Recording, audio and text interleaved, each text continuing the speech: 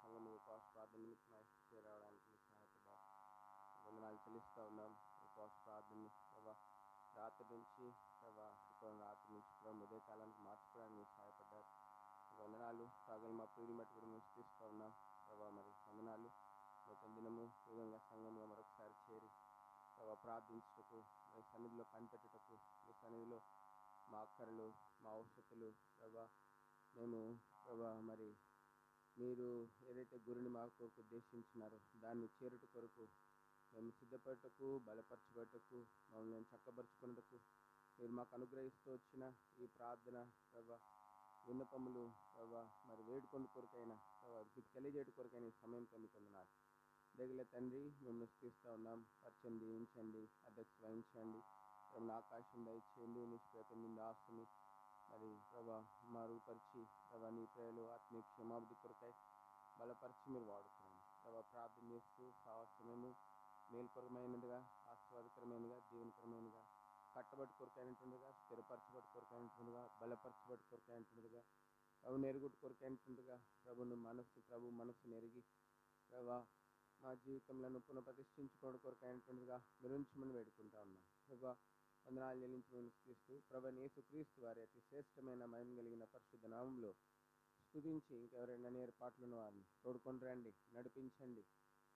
ప్రార్థన చేస్తూ ఉన్నాం యేసుక్రీస్తు ప్రభు వారి పరిశుద్ధ నామంలో. ఎంత దినముల్లో ఉన్నాం, ప్రార్థన యొక్క కొరత ఎంతో ఉంది సంఘంగా, కుటుంబాల్లో ఆ ప్రార్థన కొరతనంతటిని కూడా మీరు తీరుస్తురావాల్సిన వేడుకుంటా ఉన్నాం. యేసుక్రీస్తు వారి పరిశుద్ధ నామంలో స్తుతించి వందనములు చెల్లించి మా సహవాసం దీవెనకరంగా మార్చమని, నిత్యత్వంలో ఆశీర్వాదకరంగా చేయమని, యేసు పరిశుద్ధ నామం పేరిట ప్రార్థనాత్మను దయచేయమని, విజ్ఞాపన ఆత్మను మీరు దయచేయమని, మా హృదయంలోను కుమరించుకునేటువంటి ఆ దీన మనస్సు ప్రభు పాదములను పట్టుకొని గోజాడి వేడుకునేటువంటి ఆ దీన మనసు మీరు విరిగి నలిగిన హృదయం దయచేయమని, యేసుక్రీస్తు ప్రభు వారి పరిశుద్ధ నామంలో దృష్టిని కేవలము మా విమోచకుడు పరలోక పెండు కుమారుడు మీద మాత్రమే ఉంచుటకు కృప చూపించమని, యేసుక్రీస్తు వారి పరిశుద్ధ నామంలో గెస్సెమనే అనుభవంలో మీరు మమ్మల్ని నిరంతరం ఉంచమని, యేసుక్రీస్తు వారి పరిశుద్ధ నామంలో స్తుతించి వందనం చెల్లించి యేసు పరిశుద్ధ నామం పేరిట ప్రార్థించి బ్రతిమలాడి వేడుకుంటున్నాం తండ్రి. ఆమేన్.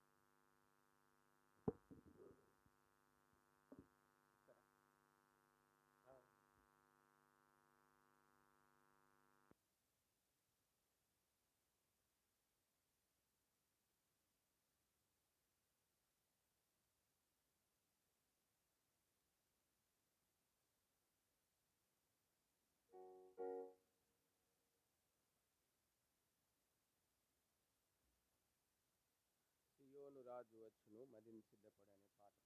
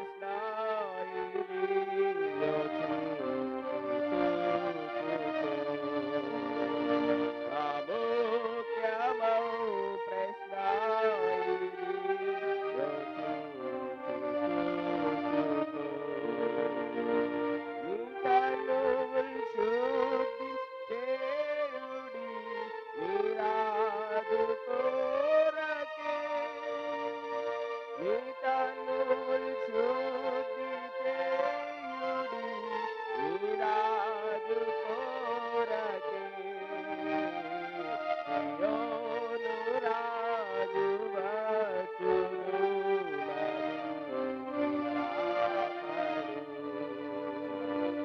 సియోను రాజు వచ్చును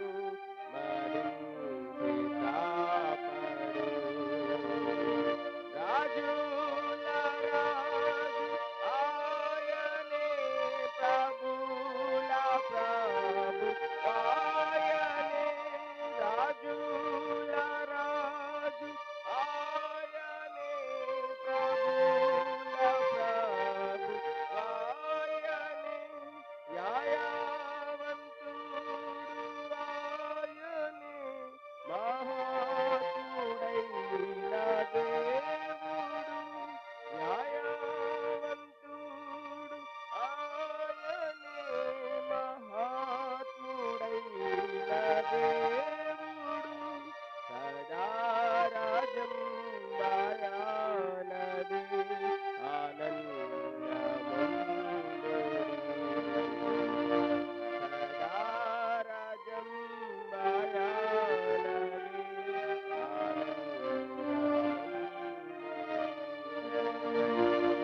మీ తనువుల్ శుద్ధి చేయుడి మీ రాజు కోరకే మీ తనువుల్ శుద్ధి చేయుడి మీ రాజు కోరకే సియోను రాజు వచ్చును పాఠ్యంగా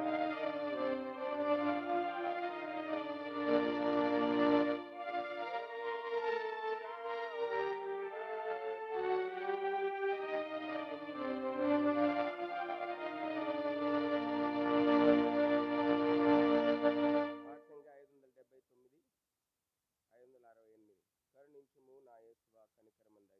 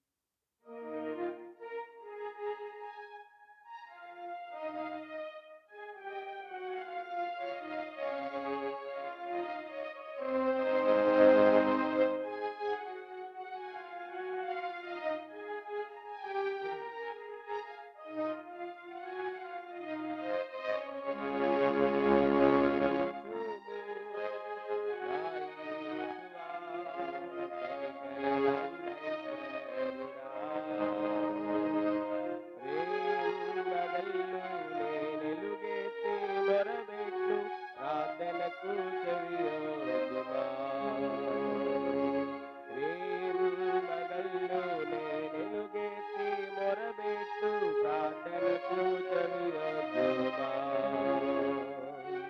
నిత్యము మాకై విజ్ఞాపన చేయు నిశిరా రాత్రిన్ ప్రియుడా నిత్యము మాకై విజ్ఞాపన చేయు నిశిరా రాత్రిన్ ప్రియుడా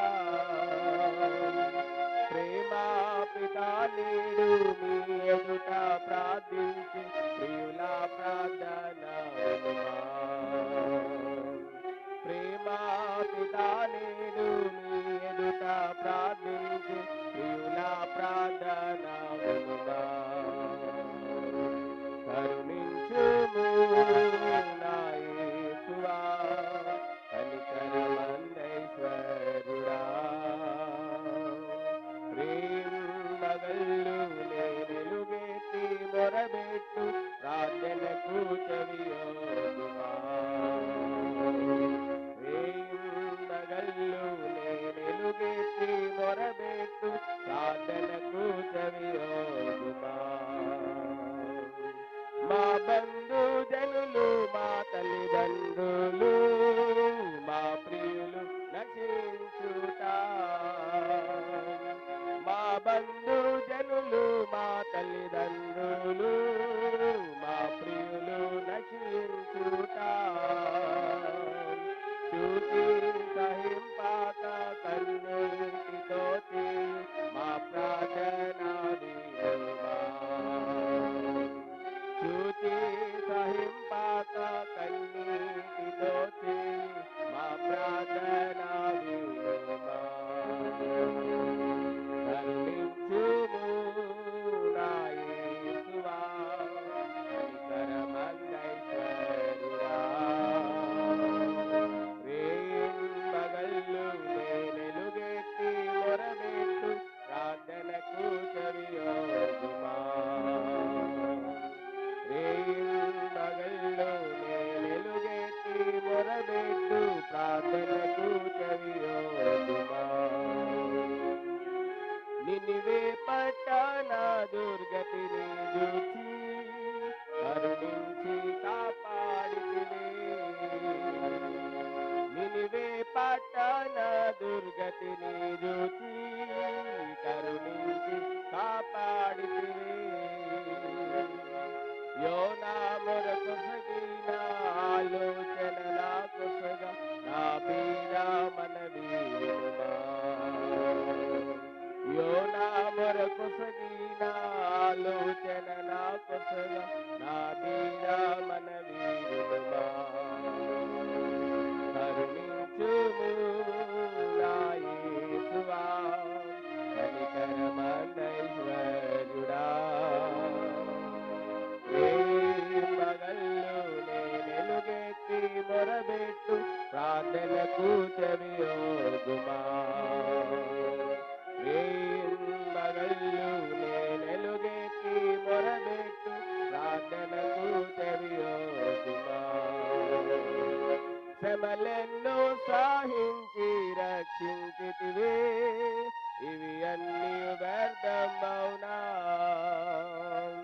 శ్రమలెన్నో సహించి రక్షించితివే ఇవి అన్నీ వ్యర్థమౌనా అంజూరపు చెట్టుకై ప్రార్థించి నాయట్టి ఆ ప్రార్థన వినుమా అంజూరపు చెట్టుకై ప్రార్థించి నాయట్టి ఆ ప్రార్థన వినుమా కరుణించుము నా యేసువా కనికరమందైశ్వరుడా రేయింబగళ్ళు నేనెలుగెత్తి మొరబెట్టు ప్రార్థనకు చెవియొగ్గుమా రేయింబగళ్ళు నేనెలుగెత్తి మొరబెట్టు ప్రార్థనకు చెవియొగ్గుమా శోధన నుండి రక్షించితివే సోదమలో భక్తుని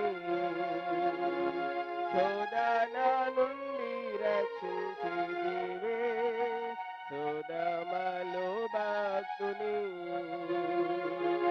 అబ్రహమానాడు విన్నవించినట్టి ఆది ప్రార్థన వినుమా అబ్రహమానాడు విన్నవించినట్టి ఆది ప్రార్థన వినుమా కరుణించుము నా యేసువా కనికరమందైశ్వరుడా రేయింబగళ్ళు నేనెలుగెత్తి మొరబెట్టు ప్రార్థనకు చెవియొగ్గుమా రేయింబగళ్ళు నేనెలుగెత్తి మొరబెట్టు ప్రార్థనకు చెవియొగ్గుమా పాట తిరునాళ్ళు మార్చి పాట 466 463 ప్రభు ప్రజలారా రైమున రండి యాకోబు వంశమస్తుకి ఏ దినమా యెహోవా వెలుగులో నడుతం రండి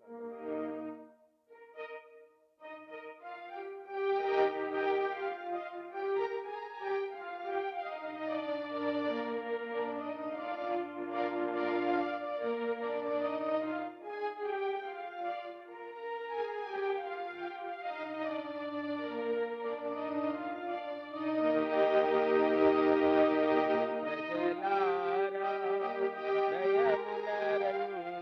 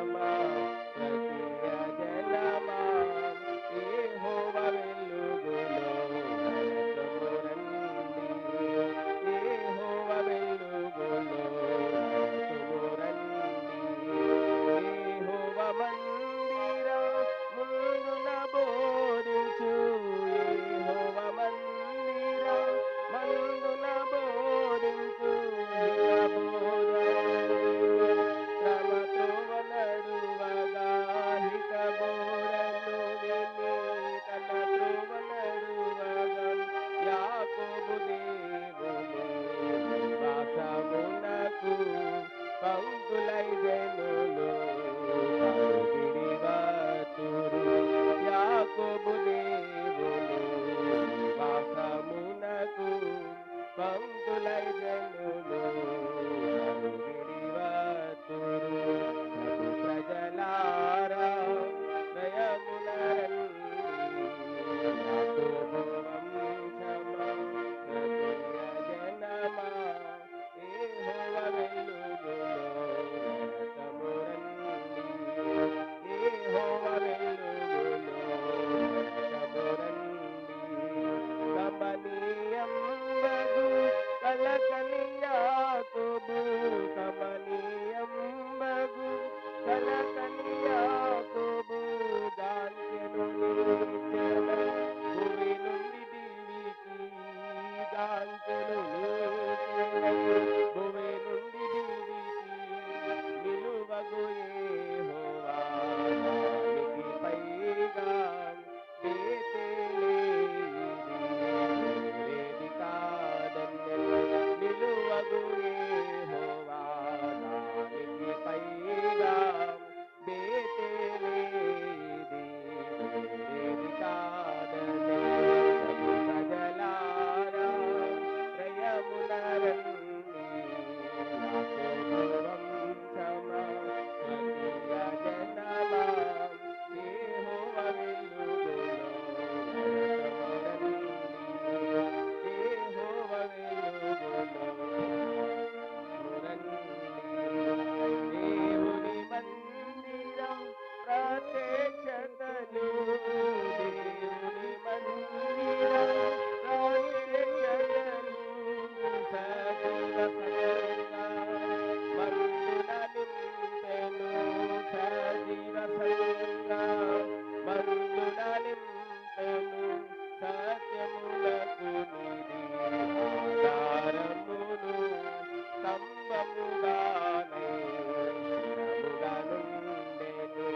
సత్యమునకు నిధి ఆధారమును, స్తంభముగానై స్థిరముగా నుండెను. ప్రజలారా ప్రయమున రండి, యాకోబు వంశమా, స్వకీయ జనమా, యెహోవా వెలుగులో రథము రండి, యెహోవా వెలుగులో రథము రండి. సర్ప సంతానము నుండి వేరైన వారే, సర్ప సంతానము వేరైన వారే, క్రీస్తుని రక్తము కోరి వేడినచో, క్రీస్తుని రక్తము వేడి కోరినచో, స్వకీయ ధనమౌ యాకోబు వంశమై కీర్తింతురు ప్రభువు.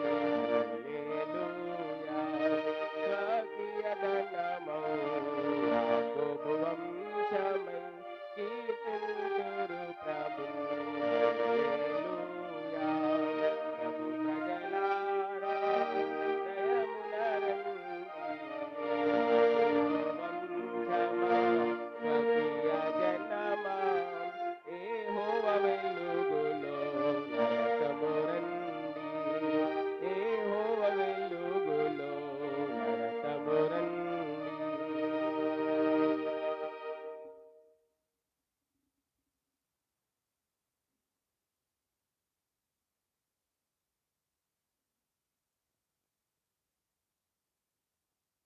యెషయా గ్రంథం 49వ అధ్యాయం 16వ వచనము మనం కలిసి చదువుకుందాం. యెషయా గ్రంథం 49వ అధ్యాయం 16వ వచనం అందరం కలిసి చదువుకుంటాం. Book of Isaiah chapter 49 verse 16. యెషయా గ్రంథం 49:16. చూడుము, నా అరచేతుల మీదనే నిన్ను చెక్కి ఉన్నాను, నీ ప్రాకారంలో నిత్యము నా ఎదుట నున్నవి. ప్రేమలిగిన దేవుడు లేఖనాన్ని మన కొరకే దీవించును గాక. యెషయా గ్రంథం 2వ అధ్యాయము మొదటి నుండి కొన్ని వచనాలు మార్చి చదువుకుందాం. యెషయా గ్రంథము బుక్ ఆఫ్ ఐజియా చాప్టర్ 2 మొదటి నుండి 5 వచనాలు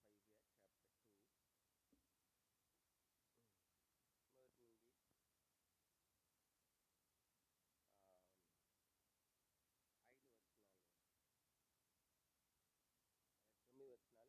మార్చి చదువుకుందాం. యూదాను గురించి, యెరూషలేము గురించి ఆమోజు కుమారుడైన యెషయాకు దర్శనం వల్ల కలిగిన దేవోక్తి. 2వ వచనం.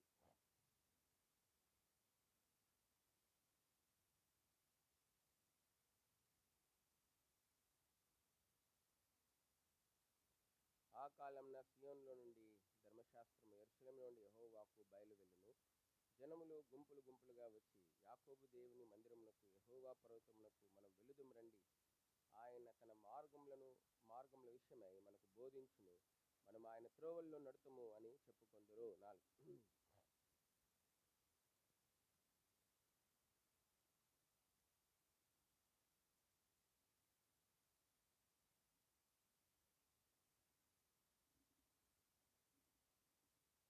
యాకోబు వంశస్థులారా రండి, మనం యెహోవా వెలుగులో నడుచుకుందాము. 6వ వచనం.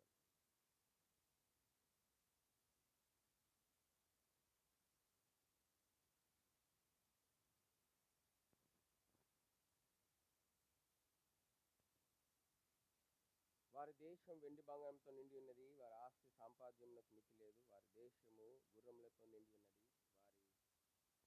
వారి రథములకు మితి లేదు. 8.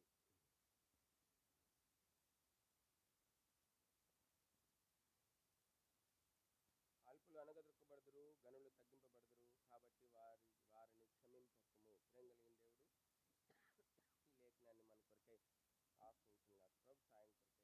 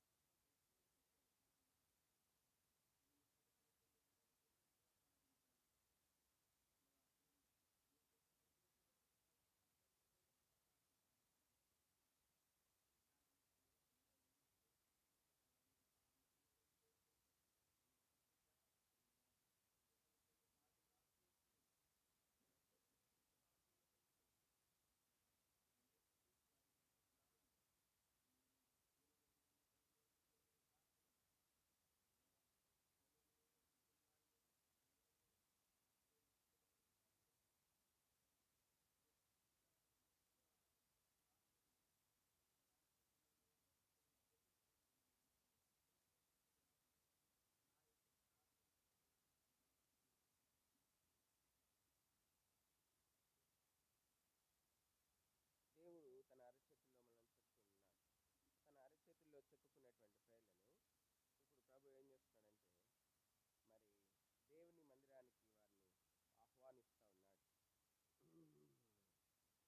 3వ వచనంలో మనం చూస్తే, యెషయా గ్రంథం 2వ అధ్యాయం 3వ వచనంలో, ఆ కాలంలో సియోనులో నుండి ధర్మశాస్త్రం, యెరూషలేము నుండి యెహోవా వాక్కు బయలువెళ్ళును. జనములు గుంపులు గుంపులుగా వచ్చి యాకోబు దేవుని మందిరమునకు, యెహోవా పర్వతమునకు మనం వెలుదుము రండి. ఆయన తన మార్గముల విషయమై మనకు బోధించును. మనం ఆయన త్రోవల్లో నడుతము అని చెప్పుకుందురు. కాబట్టి దేవుని మందిరానికి ఆహ్వానము ఇస్తా ఉన్నాడు తన అరచేతుల్లో చెక్కుకున్నటువంటి ప్రజలు. అంత మాత్రమే కాదు, ఇప్పుడు యాకోబు వంశస్థులు అంటా ఉన్నారు. ఏమంటున్నారంటే, యాకోబు వంశస్థులారా రండి, మనం యెహోవా వెలుగులో నడుచుకుందాము. కాబట్టి మరి యెహోవా వెలుగులో మనం నడుచుకున్నాం. ఇంతవరకు ఎక్కడైనా ఏ వెలుగులో నడుచుకున్నారు? ఇంతవరకు వారు మరి తమ సొంత వెలుగులో నడిచినారు. తమ సొంత వెలుగులో, తమ సొంత జ్ఞానం అనే వెలుగులో నడిచినారు. తమ సొంత స్వనీతి అనే వెలుగులో నడిచినారు. తమ సొంత జ్ఞానమును, స్వబుద్ధిని అనే వెలుగులో నడిచినారు. ఇప్పుడు ఆ సొంత జ్ఞానము, ఆ సొంత స్వబుద్ధి, ఆ స్వనీతి వారికి ఎంతో నష్టము, కీడు తీసుకొచ్చింది. ఎంతో నష్టము, కీడు తీసుకొచ్చింది. అంత మాత్రమే కాదు, మరి ఇంతవరకు వారి జీవితంలో ఎన్నో యుద్ధములు ఉన్నాయి. అక్కడ మనం చూస్తూ ఉన్నాం 4వ వచనం, ఆయన మధ్యవర్తి అయి అన్ని జనులకు న్యాయం తీర్చును, అనేక జనములకు తీర్పు తీర్చును. వారు తమ ఖడ్గములను నాగటి నక్కులుగాను తమ ఈటలను మచ్చుకత్తులుగాను గొట్టుదురు. జనం మీదకి జనము ఖడ్గమెత్తకయుండును, యుద్ధము చేయ నేర్చుకునుట ఇక మానివేయును. కాబట్టి ఇంతకు మునుపు వీరిలో మరి యుద్ధోపకరణాలు కనబడుతున్నాయి. మరి మనం చూస్తూ ఉన్నాం, మరి ఎటువంటి యుద్ధోపకరణాలు కనబడుతున్నాయి? భౌతిక సంబంధమైనటువంటి యుద్ధోపకరణాలు కనబడుతూ ఉన్నాయి. ఇవి కేవలము భౌతిక సంబంధంగా, మరి వారి యొక్క సంపద అధికం చేసుకునే కొరకైనటువంటి, ఆత్మ సంబంధంగా కాదు. అందుకే ఇక్కడ మనం చూస్తే వారు తమ ఖడ్గములను మరి మనం చూస్తున్నాం నాగటి నక్కులుగాను తమ ఈటలను మచ్చుకత్తులుగాను సాగుగొట్టుదురు. కాబట్టి మనం చూస్తూ ఉన్నాం భౌతిక సంబంధమైనది. అంటే వీరు ఏం చేస్తూ ఉన్నారు? వీరి జీవితంలో మరి ఈర్ష్య, కపటము, ద్వేషము, కోపము, పగలు, అసూయలు, మత్సరములు వీరు కలిగి ఉంటా ఉన్నారు. వీరి చేతుల్లో ఉన్న కత్తి ఆత్మ సంబంధమైనటువంటిది కాదు. అందుకే ఎఫెసీ పత్రికలో మనం చూస్తూ ఉన్నాం, వాక్యమనే ఆత్మ ఖడ్గం అంటే. ఈ ఖడ్గము అది కాదు. చూడండి ఎఫెసీ పత్రిక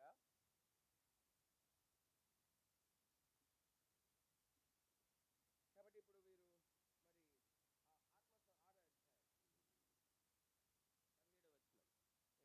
ఆత్మ 6వ అధ్యాయం 17వ వచనం, ఎఫెసీ 6:17, మరియు రక్షణ శిరస్త్రాణమును దేవుని వాక్యమును ఆత్మ ఖడ్గమును.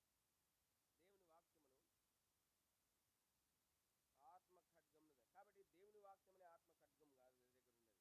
వీరి దగ్గర ఉన్న ఖడ్గం ఏంటంటే మరి భౌతిక సంబంధమైనటువంటిది, ఒకరినొకరు హాని చేసుకునేటువంటిది, ఒకరినొకరు నష్టపరుచుకునేటువంటిది, ఒకరినొకరు మరి పొడుచుకునేటువంటిది, ఒకరినొకరు కీడు చేసుకునేటువంటిది. మరి మనం చూస్తూ ఉన్నాం మరి మరి ఏంటి ఖడ్గము? కీర్తనలో చెప్పబడింది, వారి నాలుక మంగలి కత్తి వలె ఉందంట. ఎట్లుందంట వారి నాలుక? ఎట్లుందంట అండి? మంగలి కత్తి వలె ఉందంట. కాబట్టి ఆ నాలుక ఏం చేస్తూ ఉందంటే ఎంతో కీడు కలుగజేస్తూ ఉంది. మరి ఎంతో కీడు కలుగజేస్తూ ఉంది. చూడండి 120వ కీర్తన, 120వ కీర్తన మరి వారి నాలుక ఎటువంటి కత్తిగా మారిందో చూస్తూ ఉన్నాం. మరి మరి ఇప్పుడు ఒకరికొకరు కీడు, ఒకరికొకరు నష్టము, ఒకరికొకరు మరి అపాయం కలిగజేసుకుంటున్నారు. చూడండి 120 నేను చదువుతాను. చూడండి, నా శ్రమలో నేను యెహోవాకు మొరపెట్టుకుని ఆయన నాకు ఉత్తరం ఇచ్చెను. యెహోవా అబద్ధమాడు పెదవుల నుండి, మోసకరమైన నాలుకల నుండి నా ప్రాణంను విడిపించును. మోసకరమైన నాలుక, ఆయన నీకేమి చేయును? ఇంతకంటే అధికంగా నీకేమి చేయను? తంగెడు నిప్పులతో కూడిన బాణములను, బలాఢ్యులు వాడగల బాణములను నీ మీద వేయును. అయ్యో, నేను మేషేకులో పరదేశిని ఉన్నాను, కేదారు గుడారం లేదా కాపురమున్నాను. కలహప్రియుల యొద్ద నేను చిరకాలం నివసించిన వాడును. నేను కోరినది సమాధానమే, అయినను మాట నోట వచ్చిన తోడనే వారు యుద్ధమునకు సిద్ధపడుదురు. కాబట్టి మనం చూస్తూ ఉన్నాం మరి ఇది మోసకరమైనటువంటి నాలుక. మరి మరి మనం చూస్తా ఉన్నాం మోసకరమైనటువంటి నాలుక. అంత మాత్రమే కాదు, ఇక్కడ మరి 120లో మనం చూస్తే ఇక్కడ రాయబడుతూ ఉంది, మరి ఈ మోసకరమైనటువంటి నాలుక, మరి దాన్ని బట్టి వారికి ఎంతో గొప్ప నష్టం వచ్చిందంట.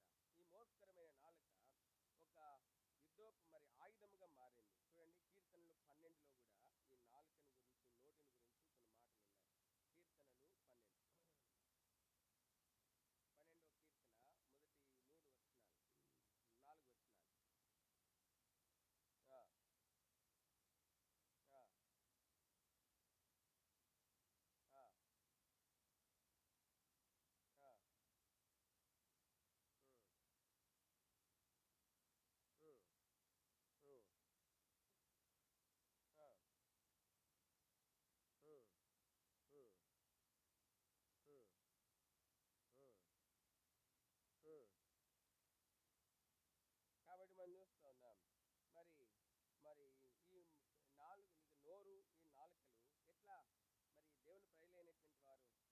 ఎట్లు వారి జీవితం వారి నోటిని మార్చివేసుకున్నారో ఇక్కడ మనం చూస్తూ ఉన్నాం.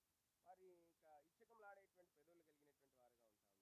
మోసకరమైన మనసు కలిగిన వారై ఇచ్చకంలాడు పెదవులతో మరి ఇచ్చకంలాడేటువంటి పెదవులు అంటే మన మోసకరమైనటువంటి హృదయం కలిగి ఇచ్చకంలాడేటువంటి పెదవులుగా వారి పెదాలు వారి మనసు మారిపోయింది గమనిస్తాను. అంటే మన నోరు చూస్తే బింకంలాడు నాలుక వంటి నాలుకలన్నిటిని కోసిపోయింది. నాలుక కూడా బింకంలాడుతా ఉంది. కాబట్టి మనం చూస్తూ ఉన్నాం మరి ఇటువంటి నోరుగా మరి వారి నోరు మారిపోయింది. కాబట్టి ఇది దేవుడు వారి నుండి కోరినటువంటిది కాదు. దేవుడు ఏం కోరినాడు? మీ యొక్క ప్రతి సంభాషణ ఎట్లుండాలంట? ఉప్పు వేసినట్లుగానే ఉండాలంట. ఎట్లుండాలంట? కృపాసహితంగా ఉండాలంట. ఎట్లుండాలంట? కృపాసహితంగా. ఎట్లుండాలంట? ఉప్పు వేసినట్లుగానే ఉండాలంట. ఒకవేళ ఎవరైనా కారం జల్లినా, ఘాటు కారం జల్లినా, లేకపోతే మసాలా కారం జల్లినా మనం మాత్రం ఎట్లుండాలంట? కాబట్టి ఇది చాలా ప్రాముఖ్యమైనటువంటి హెచ్చరిక. మరి అపోసైనటువంటి పౌలు మరి మరి సంఘానికి ఇస్తూ ఉంటున్నాడు. కాబట్టి మీరు ఇటువంటి నాలుక కలిగినటువంటి వారుగా ఉండండి, ఇటువంటి పెదవులు కలిగినటువంటి వారుగా ఉండండి. కాబట్టి ఇప్పుడు మరి వీరు తమ నాలుకలు తమ పెదవులను మార్చుకుంటా ఉన్నారు. చూద్దాము. ఇప్పుడు ఇదే నాలుక, మోసకరమైన నాలుక, ఇచ్చకంలాడు పెదవులు ఇప్పుడు మార్చివేయబడతా ఉన్నాయి. ఇప్పుడు ఈ పెదవులను ఏం చేస్తున్నారంటే చూస్తూ ఉన్నాం. ఈ ఖడ్గంలను ఏం చేస్తున్నారు? వారు తమ ఖడ్గంలను నాగటి నక్కులుగాను తమ ఈటలను మచ్చుకత్తులుగా సాగొట్టుదురు. మరి జనం మీదకి జనము ఖడ్గమెత్తక ఇందురు, యుద్ధం చేయ నేర్చుకున్నట్టు ఇక మానివేయును. కాబట్టి ఇక యుద్ధం చేయడం లేదు. ఇప్పుడు ఏం చేస్తా ఉన్నారంటే దేవుని పని చేయడానికి పూనుకుంటా ఉన్నారు. ఏం చేస్తా ఉన్నారు? దేవుని పని చేయడానికి పూనుకుంటా ఉన్నారు. కాబట్టి అందుకోసమే ఇప్పుడు తన అరచేతుల్లో చెక్కుకున్నటువంటి వారిని మరి దేవుడు తన యొక్క మరి పరిశుద్ధ పర్వతానికి పిలుస్తా ఉన్నాడు. చూడండి, అక్కడ చెప్పబడింది. చూడండి 2వ వచనంలో మనం చూస్తా ఉన్నాం. అంత్య దినములలో పర్వతములపైన యెహోవా మందిర పర్వత శిఖరమున స్థిరపరచబడి కొండల కంటే ఎత్తుగా ఎత్తబడును. ప్రవాహము వచ్చినట్లు సమస్త అన్యజనులు దానిలోనికి వచ్చెదరు. కాబట్టి సమస్త అన్యజనులు దానిలోనికి వస్తారు. సమస్త అన్యజనులు దేవునికి ఆకర్షించబడతా ఉన్నారు. సమస్త అన్యజనులు వారి యొక్క విధానాన్ని మార్చుకుంటున్నారు. సమస్త అన్యజనులు వారి పాపాన్ని విడిచిపెడతా ఉన్నారు. సమస్త అన్యజనులు వారి యొక్క చెడుతనాన్ని విడిచిపెడతా ఉన్నారు. సమస్త అన్యజనులు తమ మార్గాల్ని విడిచిపెడతా ఉన్నారు. చూద్దాం 3వ వచనంలో 4వ వచనంలో, ఆ కాలంలో సీయోను నుండి ధర్మశాస్త్రము, యెరూషలేము నుండి యెహోవా వాక్కులు బయలువెరును. కాబట్టి ఇప్పుడు దేవుని వాక్యం వైపుకు తిరుగుతూ ఉన్నారు అన్యజనులందరూ. అంత మాత్రమే కాదు, ఇప్పుడు మనం చూస్తే మరి మనం చూస్తాం వారి త్రోవలను మార్చుకుంటా ఉన్నారు. 3వ వచనంలో మనం చూస్తా ఉన్నాం. ఆయన తన మార్గముల విషయమై మనకు బోధించును, మనం ఆయన త్రోవల్లో నడుతుమని చెప్పుకుందరు. ఇప్పుడు వారి సొంత త్రోవలు, తమ సొంత జ్ఞానము, వివేచన, స్వనీతి, మరి మరి వారి సొంత ఆలోచనను అనుసరించి నడిచినటువంటి మార్గాలు విడిచి ఇప్పుడు దేవుని వాక్యం చూపించు మార్గముల వైపు వారు తిరుగుతా ఉన్నారు. ఎవరు? ఈ అన్యజనులు. అంత మాత్రం 4వ వచనంలో మనం చూస్తా ఉన్నాము. ఆయన మధ్యవర్తి అన్యజనులకు న్యాయం తీర్చును, అనేక దినములు తీర్పు తీర్చును. వారు తమ ఖడ్గముల నాగటి నక్కులుగాను తమ ఈటలు మచ్చుకతులుగాను సాగొట్టుదురు. జనం మీదకి జనము ఖడ్గమెత్తకేందురు, యుద్ధం చేయ నేర్చుకున్నట ఇంకా మానివే. కాబట్టి ఇప్పుడు వారి జీవితంలో మరి ఇప్పుడు ఒకరితో ఒకరు వాదములు లేకుండా, ఒకరితో ఒకరు యుద్ధం లేకుండా ఇప్పుడు అన్యజనులందరూ కూడా దేవుని మందిరానికి, దేవుని యొక్క వారికి న్యాయం దొరుకు స్థలమునకు, దేవుని మందిరానికి వారు మరి నడిచినట్లుగా మనం చూస్తా ఉన్నాం. అయితే మరి అన్యజనులందరూ గుంపులుగా దేవుని మందిరమునకు అనగా పరిశుద్ధ పర్వతమునకు మరి కొండల కంటే ఎత్తుగా ఎత్తబడిన దేవుని మందిరం అనేటువంటి ఈ పర్వతమునకు అన్యజనులందరూ వస్తున్నారు. కానీ 5వ వచనంలో మనం చూస్తా ఉన్నాము, యాకోబు వంశం మాత్రం రావడం లేదని. ఎవరు రావట్లేరు? యాకోబు. 5వ వచనం చెప్పబడింది, యాకోబు వంశస్థులారా రండి, మనం యెహోవా వెలుగులో ఏం చేస్తాము? ఆయన వెలుగులో నడుచుకుందాం. మన త్రోవల్ని మార్చుకుందాం, మన మార్గాల్ని మార్చుకుందాం, మన స్వనీతిని విడిచిపెడదాం, మన సొంత జ్ఞానాన్ని పక్కన పెడదాం, మనలో మనం కలిగినటువంటి యుద్ధములను మానివేద్దాం, ఆయన వైపు చూద్దాం. దేవుని వాక్యం చెప్తుంది, వారు ఆయన తట్టు చూడగా వారికి వెలుగు కలిగెను, వారి ముఖంలో ఎన్నడూను ఏం చేయలేదంట, ఆయన వైపు చూడాలి. మనుషుల వైపు చూస్తే మనకు ఖచ్చితంగా మనకి ద్వేషాలు వస్తాయి, కోపాలు వస్తాయి, పగలు వస్తాయి, అన్నీ వస్తాయి. కాబట్టి మనిషి వైపుగా చూడాల్సింది. అందుకే హెబ్రీయులకు రాసినటువంటి పత్రిక మనం 12వ అధ్యాయంలో చూస్తాం. విశ్వాసమునకు కర్తయు దాన్ని కొనసాగించువాడైన యేసు వైపు చూడాలి. యేసు వైపు చూస్తే మనం ఎవరినైనా క్షమిస్తాం. యేసు వైపు చూస్తే మనం ఎవరితోనైనా ప్రేమగా ఉంటాం. యేసు వైపు చూస్తే చదవండి హెబ్రీ 12వ అధ్యాయం 2వ వచనం, మనం కూడా ప్రతి భారమును సులువుగా చిక్కులు పెట్టి పాపమును విడిచిపెట్టి విశ్వాసమును కర్తయు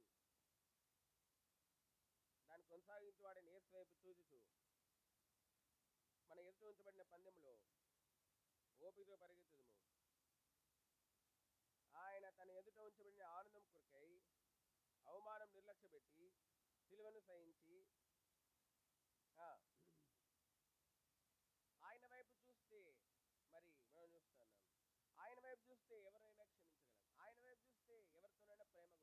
ఆయన వైపు చూస్తే మనము గురు యొద్దకు పరిగెత్తగలం. చాలాసార్లు మనము మనుషుల వైపు చూస్తాం, వాళ్ళ లోపాల వైపు చూస్తాం. మనుషుల లోపాల వైపు చూడడానికి నువ్వోర్వి. కాబట్టి మనుషుల వైపు మనుషుల లోపాల వైపు చూస్తూ మనుషులకు తీర్పు తీర్చడానికి నువ్వోర్వి. నీకుదేం అధికారం ఇచ్చాడు దేవుడు? కాబట్టి అందుకే కొరింథీ పత్రికలో అపోస్తలుడైన పౌలు రాస్తున్నాడు, కొరింథీ సంఘంలో ఇదే సమస్య ఉంది. అందుకే కొరింథీ సంఘంతో రాస్తూ ఏమన్నాడంటే, సమయం రాకముందు దేనికి ఏం చేయొద్దు, మీరు తీర్పు తీర్చకండి అని చెప్పి రాస్తా ఉన్నాడు. సమయం రాలేదు ఇంకా. సమయం రాకముందు ఏం చేయాలంటే మరి దేనికి కూడా మీరు తీర్పు తీర్చొద్దు సమయం రాకముందు. కాబట్టి అనేక సార్లు మనం ఏదో సమయం వచ్చేసింది అన్నట్లుగా మరి మనము తీర్పు తీస్తాం. మరి ప్రవచనాత్మకంగా వచ్చేటువంటి తీర్పులు వేరు, మన సొంత జ్ఞానంలో నుండి వచ్చేటువంటి తీర్పులు వేరు. ప్రవచనాత్మకంగా వచ్చే తీర్పులు నెరవేర్చబడతాయి, మన సొంత జ్ఞానం నుండి వచ్చేటువంటి తీర్పులు నెరవేర్చబడవు. ఈ మాట గ్రహిస్తే మనకెంతో మేలు ఉంటుంది. కాబట్టి మనం చూస్తూ ఉన్నాం, బైబిల్ గ్రంథంలో ప్రవచనాత్మకంగా ఎన్నో తీర్పులు వచ్చినాయి, అవి నెరవేరినాయి. కానీ సొంత జ్ఞానంలో నుండి వచ్చినటువంటి తీర్పులు ఏవి కూడా నెరవేర్చబడలేదు. కాబట్టి మనం చూస్తూ ఉన్నాం ఇక్కడ మరి మనం మనుషుల వైపు చూస్తే మనకి బాధ ఇస్తుంది, మనుషుల వైపు చూస్తే మనం దుఃఖం వేస్తుంది, మనుషుల ప్రవక్తల వైపు చూస్తే మనకి వేదన కలుగుతుంది. అయితే ప్రభు వైపు చూస్తే మనకి దుఃఖము నిట్టూర్పు అన్నీ ఎగిరిపోతాయి, బాధ ఎగిరిపోతుంది, గాయములు మానిపోతాయి, గాయాలు మానిపోతాయి. మరి అంత మాత్రమే కాదు, కన్నీరు సంతోషంగా ఆనందంగా మార్చబడుతుంది, దుఃఖము ఆనందంగా మార్చబడుతుంది, వేదన పరోక్షంగా మారిపోతుంది. కాబట్టి మనం చూస్తూ ఉన్నాం ఇది. అందుకే మనం చూస్తూ ఉన్నాము మరి ఆయన వైపు చూడాలి. ఆయన కూడా ఏం చేసినాడంట, మనకి మాదిరి ఉన్నట్లుగా తన ముందు ఉంచబడిన ఏంటంట సంతోషం కొరకై అవమానం ఏం చేసినాడంట, ఆయన ఆనందం కొరకై ఏం చేసినాడంట, నిర్లక్ష్య పెట్టి. ఎవరైనా మనల్ని ఏమన్నా అనుకొని, మనల్ని దూషించుకొని, మనం చెడ్డవారిని అనుకొని దావీదు గురించి అనుకున్నారంట, వానికి రక్షణే లేదనుకున్నారంట. ఏం లేదంట, వానికి రక్షణ లేదను వారు వేలాదిగా నిలచినారు, వేలాదిగా నిలచినారు.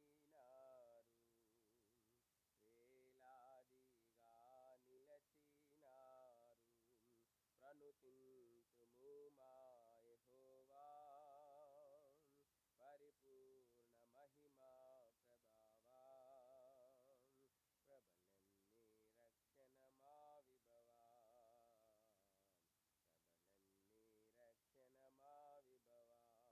కాబట్టి రక్షణ లేదనుకోవచ్చు మనకి, దాని తర్వాత మనకి తెలివి లేదనుకోవచ్చు, మనకి జ్ఞానం లేదనుకోవచ్చు, అనుకొని మనల్ని అవమానపరచవచ్చు, మనం తృణీకరించవచ్చు, మనం తక్కువగా చూడొచ్చు, మనం రోసివేయని హెబ్రీ పత్రిక 11వ అధ్యాయంలో ఉంది. వారినంట రంపములతో కోయబడినంట, అంత మాత్రమే కాదు ఖడ్గములతో శిరచ్ఛేదనం చేయబడినంట. అయితే వాటన్నిటిని వారు ఖడ్గదారుల చేత ఖడ్గములతో శిరచ్ఛేదనం చేయబడి రంపముల చేత కోయబడినారంట. కాబట్టి కొన్నిసార్లు ఆ మనుషుల మాటలు ఆ విధంగా ఉండొచ్చు, మరి భౌతికంగా అటువంటి అనుభవాల్లో కూడా రావచ్చు ఒకవేళ కొన్ని. అయితే అవన్నీ ప్రేమతో సహించుతాం ఎప్పుడంటే ఆయన వైపు చూసినప్పుడు. కాబట్టి అనేక సార్లు శత్రువు ఏం చేస్తాడంటే, మనుషుల తృణీకారాల వైపు, మనుషులు మనల్ని చులకనగా చూసేటువంటి వాటి వైపు మనల్ని చెప్పి మన పరుగు పందెంలో ముందుకు సాగకుండా మన దృష్టిని మళ్లిస్తాడు అనేక సార్లు. అట్లా మళ్లించి మనల్ని నష్టపరచాలని ప్రయత్నం చేస్తాడు. అయితే నిజమైనటువంటి ఆత్మీయ గ్రహింపు కలిగినటువంటి వారు వీటిని అన్నిటినీ నిర్లక్ష్యం చేస్తారు.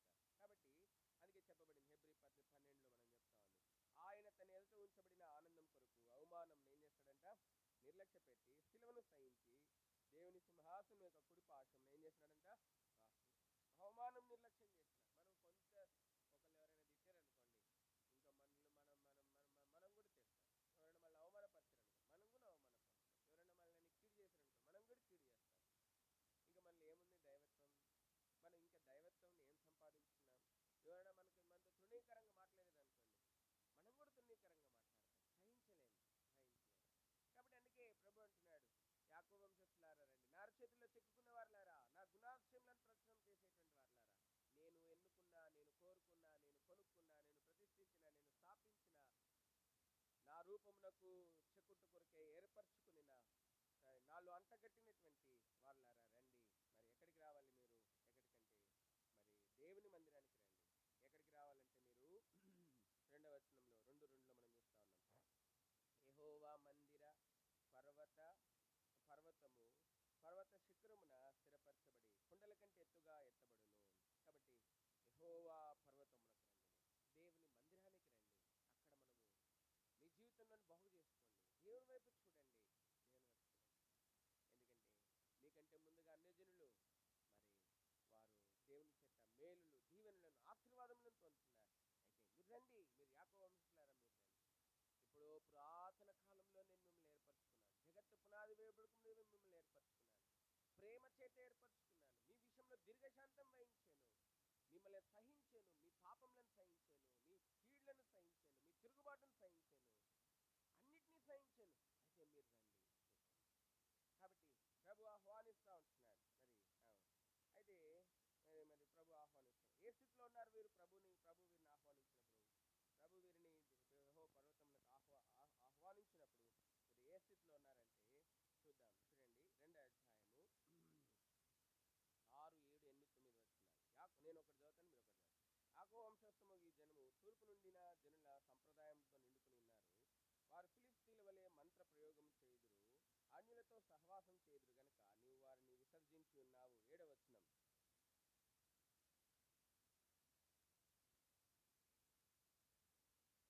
వారి దేశం విగ్రహములతో నిండి ఉన్నది, వారు తమ చేతి పనికి తాము వేళ్లతో చేసిన దానికి నమస్కారం చేదురు. 9వ వచనం, అల్పులు అనగదొక్కబడదురు, ఘనులు తగ్గించబడదురు, కాబట్టి వారిని క్షమింపకము.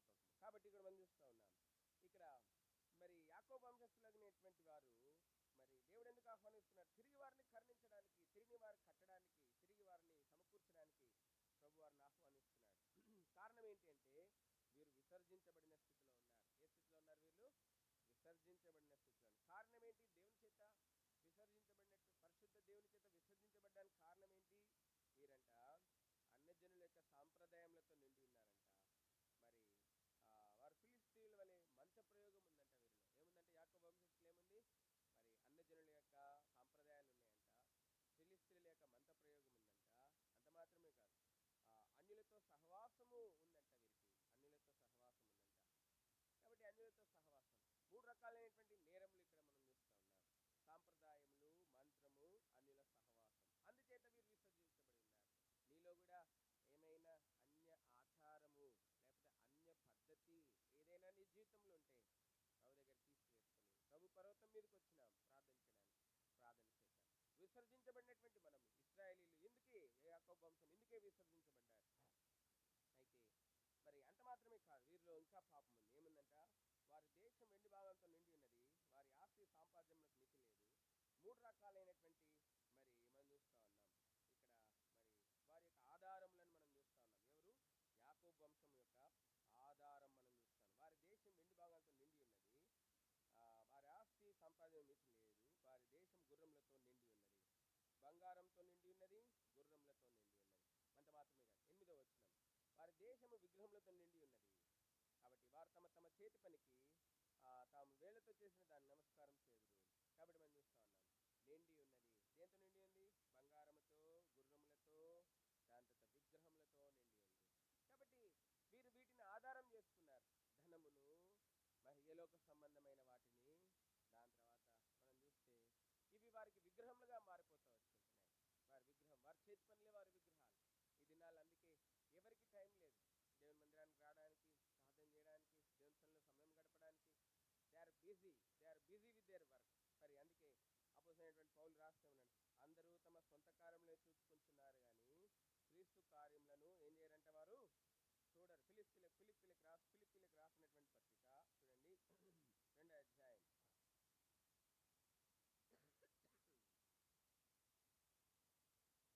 2:20-21 వచ్చిన. ఫిలిప్పి 2వ అధ్యాయం 20-21 వచ్చిన చదవండి. నిశ్చయముగా చింతించువాడు ఇతని వంటి వాడు ఎవడు నా ఎదురు లేడు. అందరు తమ సొంత కార్యములు చూసుకుంటున్నారు, యేసుక్రీస్తు కార్యములను చూడండి. అందరూ తమ సొంత కార్యములను చూసుకుంటున్నారు, యేసుక్రీస్తు కార్యములను చూడడం లేదు. వీరిప్పుడు వీటిని ఆధారం చేసుకున్నారు.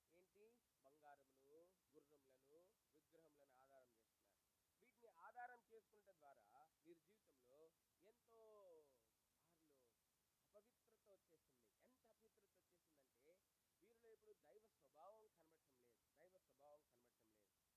చూస్తే మీరు 10వ వచనం నుండి 22వ వచనం వరకు మనం చూద్దాము. మార్చి చూద్దాం, చూద్దాం. 10వ వచనం నుంచి 22. యెహోవా భీకర సన్నిధి నుండి, ఆయన ప్రభావ మహత్వం నుండి బండ బీటల్లో దూరము, మంటిలో దాగి ఉండుము. 11వ వచనం. నరుల అహంకార దృష్టి తగ్గింపబడును, మనుషుల గర్వము అణగదొక్కబడును, అది యెహోవా మాత్రమే ఘనత వహించును. అహంకారాతిశయం గల ప్రతి దానికిని, ఔన్నత్యం గల ప్రతి దానికిని విమర్శించు దినం ఒకటి సైన్యములకు అధిపతి యెహోవా నియమించున్నాడు, అవి అనగద్రొక్కబడును. 13వ వచనం. ఉన్నత పర్వతములన్నిటికీ, ఎత్తైన మెట్టకన్నిటికి 15వ వచనం. మెట్లకన్నిటికి, తర్షీషోడలన్నిటికీ, రమ్యమైన విచిత్ర వస్తువులకన్నిటికీ ఆ దినమున నియమింపబడి ఉన్నది. అప్పుడు నరుల అహంకారము అణగదొక్కబడును, మనుషుల గర్వము తగ్గింపబడును, ఆ దినం యెహోవా మాత్రమే ఘనత.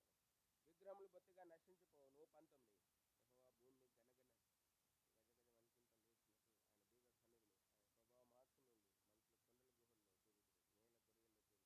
ఆ దినం యెహోవా భూమిని గజగజ వణికింప లేచినప్పుడు ఆయన భీకర సన్నిధి నుండి, ఆయన ప్రభావ మహత్వం నుండి కొండల గుహల్లోనూ బండ బీటల్లోనూ దూరవలనని ఆశతో నరులు తాము పూజించుటకై చేయించుకున్న వెండి విగ్రహములను, సువర్ణ విగ్రహములను ఎలుకలకును గబ్బిలములకును పారవేతురు. 22. కాబట్టి ఇప్పుడు మనం చూస్తా ఉన్నాం, హెబ్రీయులకు రాసినటువంటి పత్రికలో మనం చూస్తే, మరి పరిశుద్ధ పర్వతమందు నివసించేటువంటి దేవుడు భూమిని వణికింపలేస్తా ఉన్నాడు. ఏం చేయడం లేస్తా ఉన్నాడు? ఆయన భూమిని వణికింప ఏం చేస్తా ఉన్నాడు? లేస్తా ఉన్నాడు. ఒకసారి మరలా భూమిని వణికింపలేస్తా ఉన్నాడు. కారణం ఏంటి? ఆయన భూమిని వణికింపలేగడానికి గల కారణం ఏంటి? భూమిని వణికింపలేవడానికి గల కారణం ఏంటి? చూడండి 12వ అధ్యాయము, చూడండి 12వ అధ్యాయము 26, 27,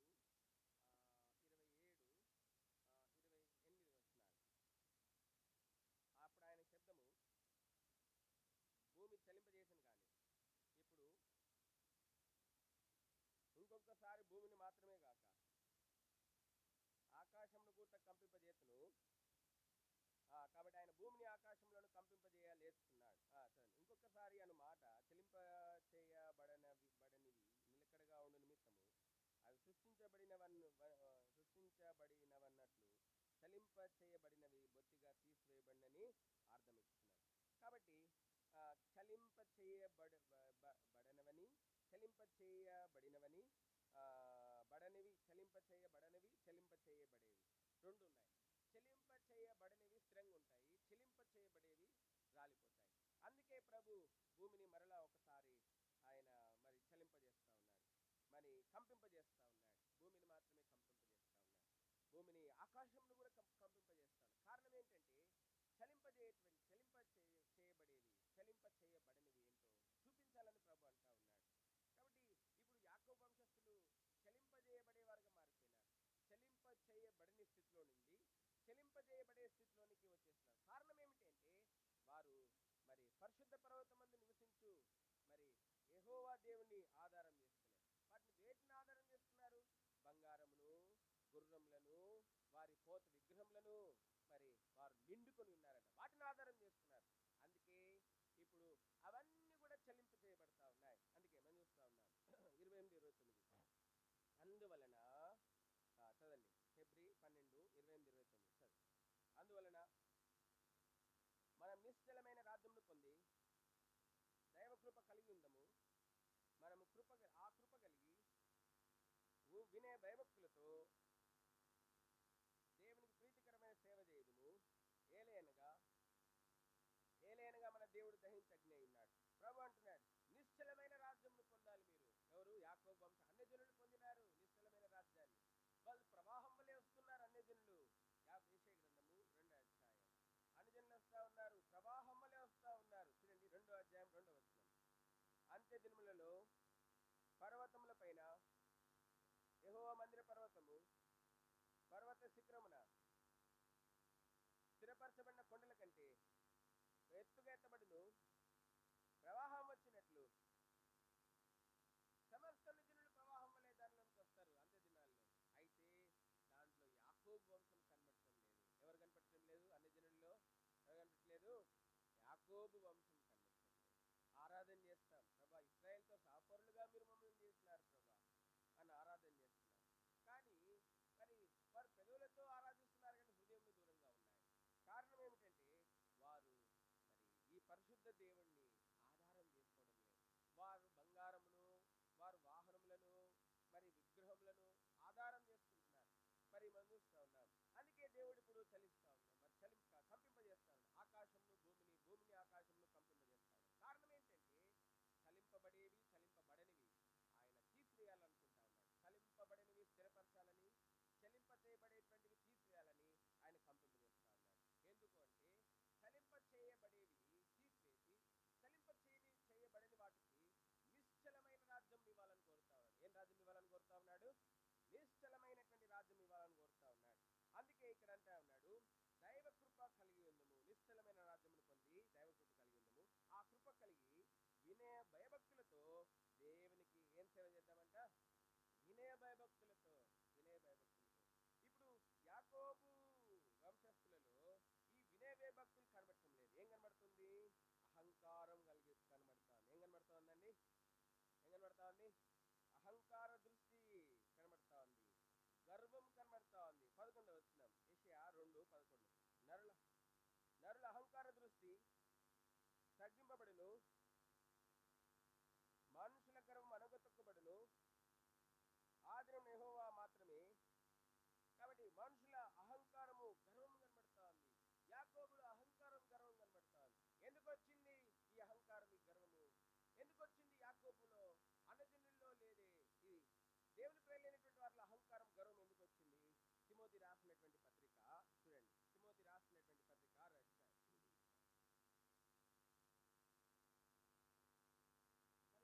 వచనం చూడండి. ఇహమందు ధనవంతులైన వారు గర్విష్ఠులు కాక, అస్థిరమైన ధర్మం నమ్మకించక,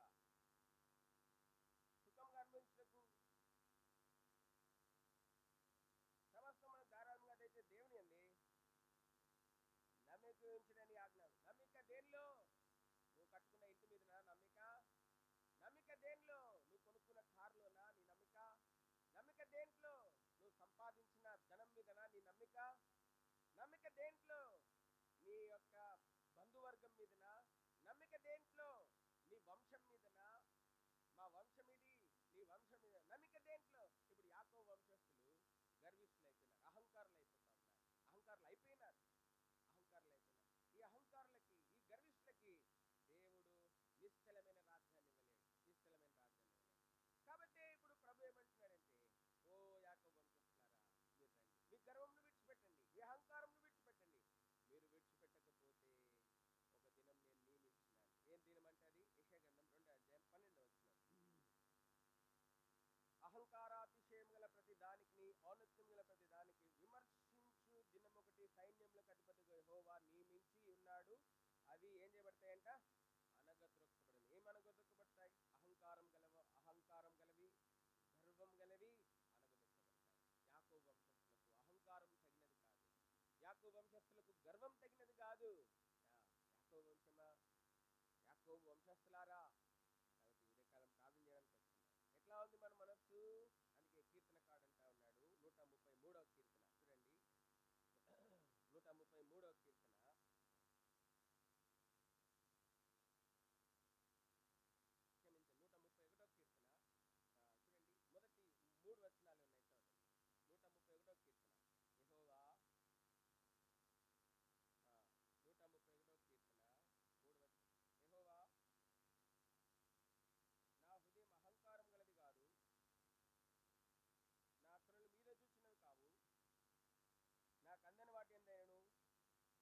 గొప్ప వాటి ఎందైనను నేను అభ్యాసం చేసుకుంటలేదు.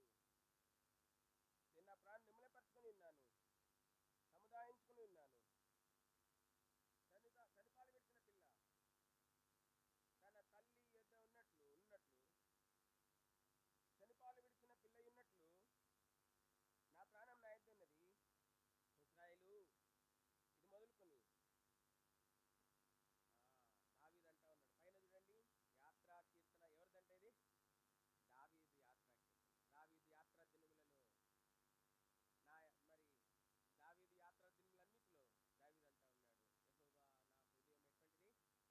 నా హృదయం ఎటువంటిది? అహంకారం గలది. చెప్పగలమా ఈ మాట? మనము చెప్పగలమా? దావీదు యాత్రా దినములన్నిటిలో అహంకారం కలిగినటువంటి హృదయమే లేదు దావీదు. రాజు, సింహాన్ని ఓడించిన వాడు, ఎలుగుబంటిని చంపిన వాడు, గొలియాతును చంపినటువంటి వాడు, ఇశ్రాయేలుకి 40 సంవత్సరాలు ఎంతో సుపరిపాలన అందించినటువంటి వాడు, దేవుడే సాక్ష్యం ఇచ్చినాడు నా హృదయానుసారుడని, దేవుని మందిరమును కట్టబెట్టకు సమస్తం సమకూర్చినటువంటి వాడు, దావీదు వంశంలో ఉండి మరి మరి మరి నిత్య రక్షకుడు, శాశ్వతమైన రాజు వచ్చుటకు మరి ఎన్నుకోబడినటువంటి వాడు. ఆయన అంటా ఉన్నాడు, యెహోవా నా హృదయము ఎటువంటిది కాదు? అహంకారం కలిగినది. అహంకారం కలిగినటువంటి వారి ప్రార్థన దేవుడు ఆలకించడు. గర్విస్తున్న ప్రార్థన దేవుడు ఆలకించడు. యాకోబు వంశస్థులారా, మిమ్మల్ని సరి చేసుకోండి. అన్యజనులు చూడండి, గుంపులుగా వస్తున్నారు. వాళ్ళ మార్గాల్ని మార్చుకున్నారు, వాళ్ళ విధానాన్ని మార్చుకున్నారు, దేవుని వాక్యం అనుసరించి జీవిస్తూ ఉన్నారు. వారు యుద్ధంలను మానివేస్తున్నారు, వారు ఖడ్గంలను నాగలిగా మార్చేస్తున్నారు. ఇప్పుడు వారి ఖడ్గంలను నాగలికి కలిగినట్లుగా నొక్కులుగా మార్చి దేవుని పనిని జరిగిస్తూ ఉన్నారు. యాకోబు వంశస్థులారా, మరి మీ విషయం ఏంటి? మరి యాకోబు వంశస్థులారా, మీ విషయం ఏంటి? అదే కాలం ప్రార్థన చేయడానికి వస్తుంటున్నారు. ప్రభు అంటా ఉన్నాడు, యాకోబు వంశస్థులారా, ఒకవేళ మీరు మీ అహంకార దృష్టి, ఒకవేళ మీ గర్వమును మీరు తీసివేసుకోకపోతే నేను అతిశయం గల వారందరికీ తీర్పు తీర్చి దినమొకటి నేను నియమించుకున్నాను. అది ఎటువంటి దినం అంటే, ఆ దినమున అహంకారాతిశయం కలిగినటువంటి వారు, గర్విష్ఠులైనటువంటి వారందరూ ఏం చేయబడతారు? అనగదొక్కబడతారు. కాబట్టి మీరు మార్చుకోకపోతే అనగదొక్కే దినం నేను వస్తుంది. నేను సిద్ధపరచుకున్నాను. అది బహుశా మీరు అనుకోవచ్చు, అది ఎప్పుడో రెండో రాకడ అయిన తర్వాత అనుకోవచ్చు. అయితే కొన్నిసార్లు మనం భూమి మీద ఉండగానే దేవుని ప్రజలను ప్రభు ఏం చేస్తాడంటే, తన రాజ్యంలోనికి మరి ప్రజలారు తిరిగి రండి అని పిలవకముందే ఆయన ఏం చేస్తాడంటే, తన ప్రజలను మరి సరిచేసి, చక్కబరిచి, కొట్టి, పడక మీద వేసి, ఏదో రకంగా వారిని సరిచేసి ఆయన రాజ్యానికి అట్లా దేవుని చేత నలపబడ్డం మీకు ఇష్టమా? లేకపోతే సరి చేసుకొని, చక్కబరుచుకొని, అహంకార దృష్టి, గర్వమును తీసివేసుకొని తిరిగి దేవుని ఇంటిలో స్థాపించబడి దేవుని కనికరం పొందడం మీకు ఇష్టమా? తీర్మానము మీదే. నీ తీర్పు నువ్వే రాసుకుంటావు, ఎవరు రాయాల్సిన పని లేదు. కాబట్టి ఇది ప్రభు చెప్తా ఉన్నాడు. ఉదయకాలం ప్రార్థన చేయడానికి వస్తుంటున్నాం. మన ప్రార్థన దేవుడు ఆలకించి మనకు గొప్ప మరి మేలు ఆయన చేయాలని ఆయన ఆశపడతా ఉన్నాడు. అందుమాత్రంగా చూడండి, యెషయా గ్రంథము 3వ అధ్యాయం. యెషయా గ్రంథము 3వ అధ్యాయం. యెషయా గ్రంథము 3వ అధ్యాయం.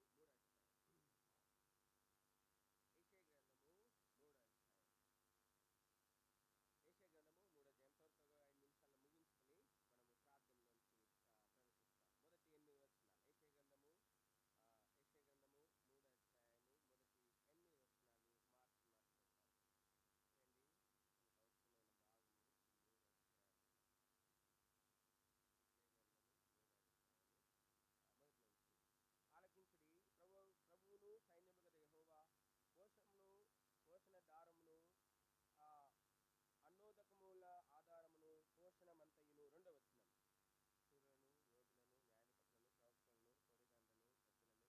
శూరులను, యోధులను, న్యాయాధిపతులను, ప్రవక్తలను, సోదగాండ్రను, పెద్దలను, పంచదశాధిపతులను, ఘనత వహించిన వారిని, మంత్రులను, శిల్పశాస్త్రములను ఎరిగిన వారిని, మాంత్రికులను యెరూషలేములో నుండి, యూదా దేశంలో నుండి తీసివేయును. 4వ వచనం.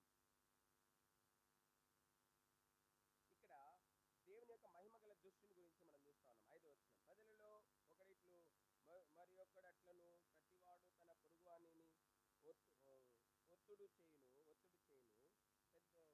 పెద్దవాని పైగా బాలుడును, ఘనహీనుడికి పైని నీచుడును గర్వించి తిరస్కారమును నడుచును. 6వ వచనం. ఒకడు తన తండ్రి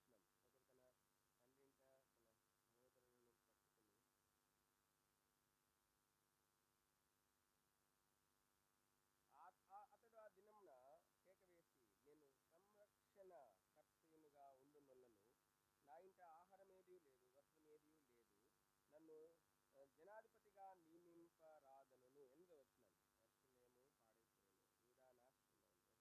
యెరూషలేము పాడైపోయెను, యూదా నాశనమైంది, యెహోవా మహిమగల దృష్టికి తిరుగుబాటు చేయనంతగా వారి మాటలను క్రియలను ఆయనకు ప్రతికూలముగా ఉన్నాయి. వారి ముఖలక్షణమే వారి మీద సాక్ష్యమిచ్చును, తమ పాపములను మరుగు చేయక సొదొమ వారి వలె వారు దాన్ని బయలుపరచుదురు. తమకు తామే వారు కీడు చేసుకుని ఉన్నారు, వారికి శ్రమ. 10వ వచనం.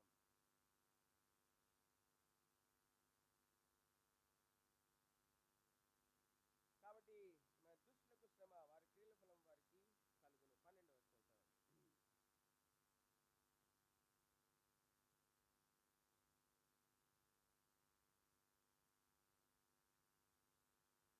మరి మనం చూస్తున్నాం ఇక్కడ యెహోవా మహిమ కలిగినటువంటి దృష్టికి వారు తిరుగుబాటు చేస్తున్నారు. 8వ వచనం. యెరూషలేము పాడైపోయింది, యూదా నాశనమైనది, యెహోవా మహిమ గల దృష్టికి తిరుగుబాటు చేయనంతగా వారి మాటలను క్రియలను ఆయనకు ప్రతికూలంగా ఉన్నాయి. వీరిప్పుడు వారి గర్వం అహంకారం మాత్రమే కాదు, ఇప్పుడు వీరి మాటలు దేవుని దృష్టికి మరి ఎంతో బాధకరంగా ఉంటా ఉంటాయి. వారి మాటలు దేవుని దృష్టికి ఎంత బాధకరంగా ఉన్నాయంటే, మరి యెరూషలేమంతా కూడా వారి మాటలను బట్టి పాడైపోయింది. మరి సియోను పాడైపోయింది. దేవుని వాక్యం కలిగిస్తుంది, యెహోవా మహిమగల దృష్టికి తిరుగుబాటు చేయనంతగా వారు పాడు చేసుకున్నారు.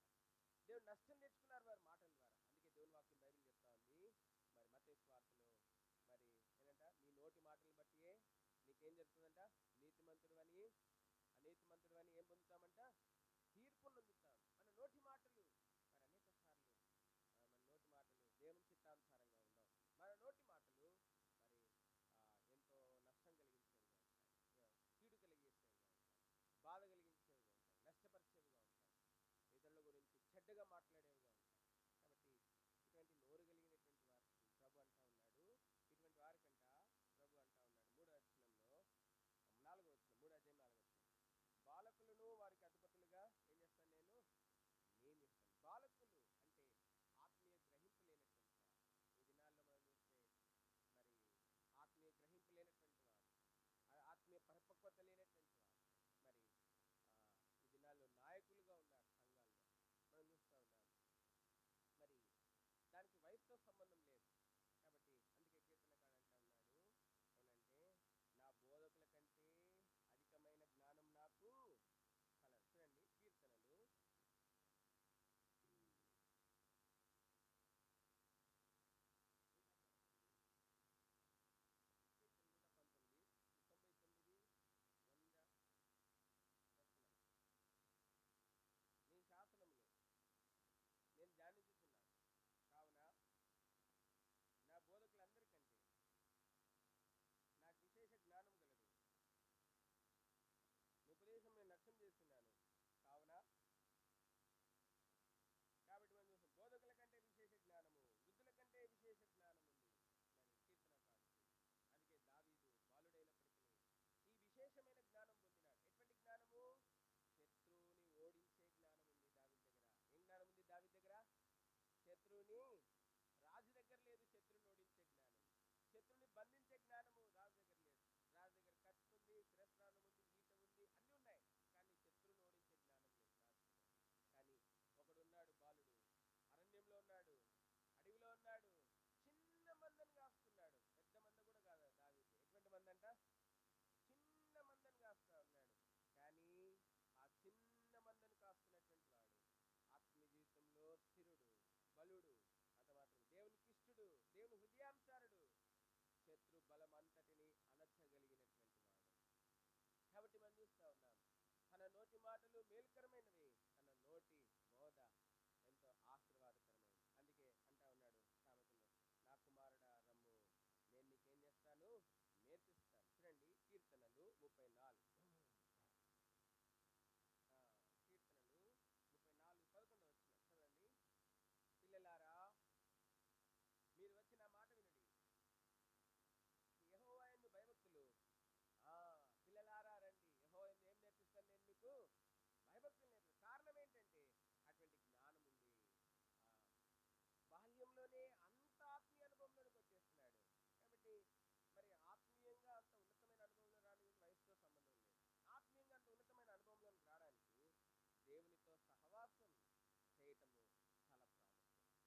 దేవునితో గల సహవాసాన్ని బట్టి దేవుడు దేవునికి ఎంత ఇష్టడుగా మారిపోయినాడు. ఇప్పుడు మరి దావీదు అంటే ప్రియుడుగా మారిపోయినాడు, ఇష్టడుగా మారిపోయినాడు. తన జీవితంలో పాపం లేకుండా, అపవిత్రత లేకుండా, దోషం లేకుండా, చెడుతనం లేకుండా, దేవునికి అయిష్టమైనది ఏది లేకుండా చూసుకున్నాడు. ఎక్కడెక్కడ? తన హృదయంలో, తన మనస్సులో, తన నోటిలో, తన నాలుకలో, తన కంటిలో, తన నడినెత్తి మొదలుకొని అరికాల వరకు దేహంలో ఉన్న ఏ అవయవంలో కూడా దేవునికి అయిష్టమైనది లేకుండా చూసుకున్నాడు. అందుకే దేవుడు ఈ బాలుడైనప్పటికీ ఈ వ్యక్తిని ఎంతో గనుడుగా చేస్తాడు. దేవుని వాక్యం బైబిల్ చెప్తా ఉంది, నన్ను గనపరచు వారిని నేనేం చేస్తాను? చిన్న మందను కాస్తా ఉన్నాడు, చిన్న మంద. కానీ ఆ చిన్న మందను కాయువాడు దేవుని దృష్టిలో నిజమైన బలుడు, పరాక్రమం కలిగినటువంటి శూరుడు, పరాక్రమం కలిగినటువంటి యోధుడు, దేవుడు ఏర్పరచుకున్నటువంటి వాడు. కాబట్టి మనం చూస్తూ ఉన్నాం ఇప్పుడు దావీదు మరి అనుభవం అది. కాబట్టి మనం చూస్తూ ఉన్నాం. కానీ ఇక్కడ యాకోబు వంశస్థుల అనుభవం వేరే విధంగా ఉంది. యాకోబు అందుకే వాళ్ళకి ఆత్మీయంగా బాలులైనటువంటి వారిని ఇచ్చాడంట. దావీదు భౌతికంగా బాలుడు, కానీ యాకోబు వంశానికి అంత మాత్రమే కాదు, మరి యెరూషలేము వారికి దేవుడు ఏమి ఇస్తున్నాడంట? ఆత్మీయంగా బాలుడైనటువంటి వారిని. అంటే జ్ఞానేంద్రియములు లేవు, ఏం లేవు వీళ్ళకి? అభ్యాసం, మేలు కీళ్లను వివేచించినటువంటి జ్ఞానేంద్రియాలు లేని వారిని అధిపతులుగా దేవుడు ఇచ్చాడు. కారణం ఏంటంటే వారి జీవితంలో ఉన్నటువంటి పాపం. హెబ్రీలకు రాసినటువంటి పత్రిక 5వ అధ్యాయం, హెబ్రీలకు రాసినటువంటి పత్రిక 5వ అధ్యాయము చూడండి, 12వ వచనం, 11 కూడా చదవండి. ఇందుని గురించి నేను చెప్పవలసిన అనేక సంగతులు ఉన్నవి, కానీ మీరు వినుటకు మందులైనందున వాటిని విశదపరచడం కష్టము. కాలమును బట్టి చూస్తే మీరు బోధకులుగా ఉండవలసిన వారై ఉండగా దైవక్తులలో మరి మూల పాఠములు ఒకడు మరలా మీకు బోధింపవలసి వచ్చెను. మీరు పాలు తాగవలసిన వారే గాని బలమైన ఆహారం తినగలవారు కారు. మరియు పాలు తాగు ప్రతివాడు శిశువే గనక నీతి వాక్య విషయంలో అనుభవం లేనివాడై ఉన్నాడు. వయసు వచ్చిన వారు అభ్యాసం చేత మేలుకీళ్లను వివేచించుటకు సాధకం చేయబడిన జ్ఞానేంద్రియం కలిగి ఉన్నారు గనక నీతి వాక్యం విషయంలో అనుభవం లేని వారిని దేవుడు ఈ యాకోబు వంశస్థులకు అధిపతులుగా నియమించినాడు. యెషయా 3:4 బాలకులను వారికి అధిపతులుగా నియమించదును. బాలకులు ఎటువంటి వారు? వీరు నీతి వాక్య విషయంలో అనుభవం లేని వారు. అంత మాత్రమే కాదు, వారంట వయసు వచ్చిన వారు అభ్యాసం చేత మేలుకీళ్లను వివేచించుటకు సాధకం చేయబడిన జ్ఞానేంద్రియం కలిగి ఉన్నారు. మేలుకీళ్లను వివేచించలేని వారిని అధిపతులుగా దేవుడు అనుగ్రహించినాడు. నేటి దినాల్లో సంఘములలో కలవరాలు రావడానికి, విభజనలు రావడానికి, మంద చెదిరిపోవడానికి గల కారణము మరి ఇటువంటి జ్ఞానేంద్రియములు లేని వారు అధిపతులుగా నియమించబడతా ఉన్నారు. అది మాత్రమే కాదు, నీతి వాక్యం విషయంలో అనుభవం లేనటువంటి వారు, నీతి వాక్యం విషయంలో ఆత్మానుసారమైన బోధ ఎరగినటువంటి వారు ఈ దినాల్లో ఆ బుక్ తీసి, ఈ బుక్ తీసి, అది చూసి, ఇది చూసి, అక్కడ ఒక 2 పాయింట్లు, ఇక్కడ ఒక 2 పాయింట్లు రాసుకొని వచ్చి చెప్పే బోధకులు వేల కొలుతున్నారు సంఘాల్లో. కానీ దేవుని పాదాలు పట్టుకుని ఆయన తన సంఘంలో సిద్ధపరిచిన ఆత్మానుసారమైన పరలోకం నుండి దేవుడు సిద్ధపరిచిన జీవాహారం తీసుకుని వచ్చి పోషించేటువంటి వారు చాలా అరుదుగా ఉంటా ఉన్నారు. కాబట్టి మనం చూస్తూ ఉన్నాం. అందుకే దేవుడు వారి మాటల్ని బట్టి, ఎందుకంటే దేవుని వాక్యం బైబిల్ చెప్తాను, హృదయం నిండిన దానిని బట్టి ఏం మాట్లాడుతుందంట? వారు నోరు అట్లా ఎందుకు మాట్లాడుతూ ఉంది? వారి హృదయంలో పాడైపోయినాయి. అహంకారం, లోకానుసారమైన వాటిని, మరి కదిలింపబడే వాటిని వారు ఆధారం చేసుకున్నారు. అంత మాత్రమే కాదు, వారి హృదయాలు పాపంతో, చెడుతనంతో నిండుకున్నారు. దేవుని దృష్టికి పవిత్రంగా లేవు. దేవుని వాక్యం బైబిల్ చెప్తా ఉంది, మరి హృదయం అన్నిటికంటే మోసపోయింది. హృదయం మార్చుకుంటే నోరు మారుతుంది, హృదయం మారకపోతే నోరు మారదు. నటిస్తామంటే మారినట్లుగా, బాగుపడినట్లుగా, సరి చేసుకున్నట్లుగా నటిస్తాం. కాబట్టి మనం చూస్తా ఉన్నాం.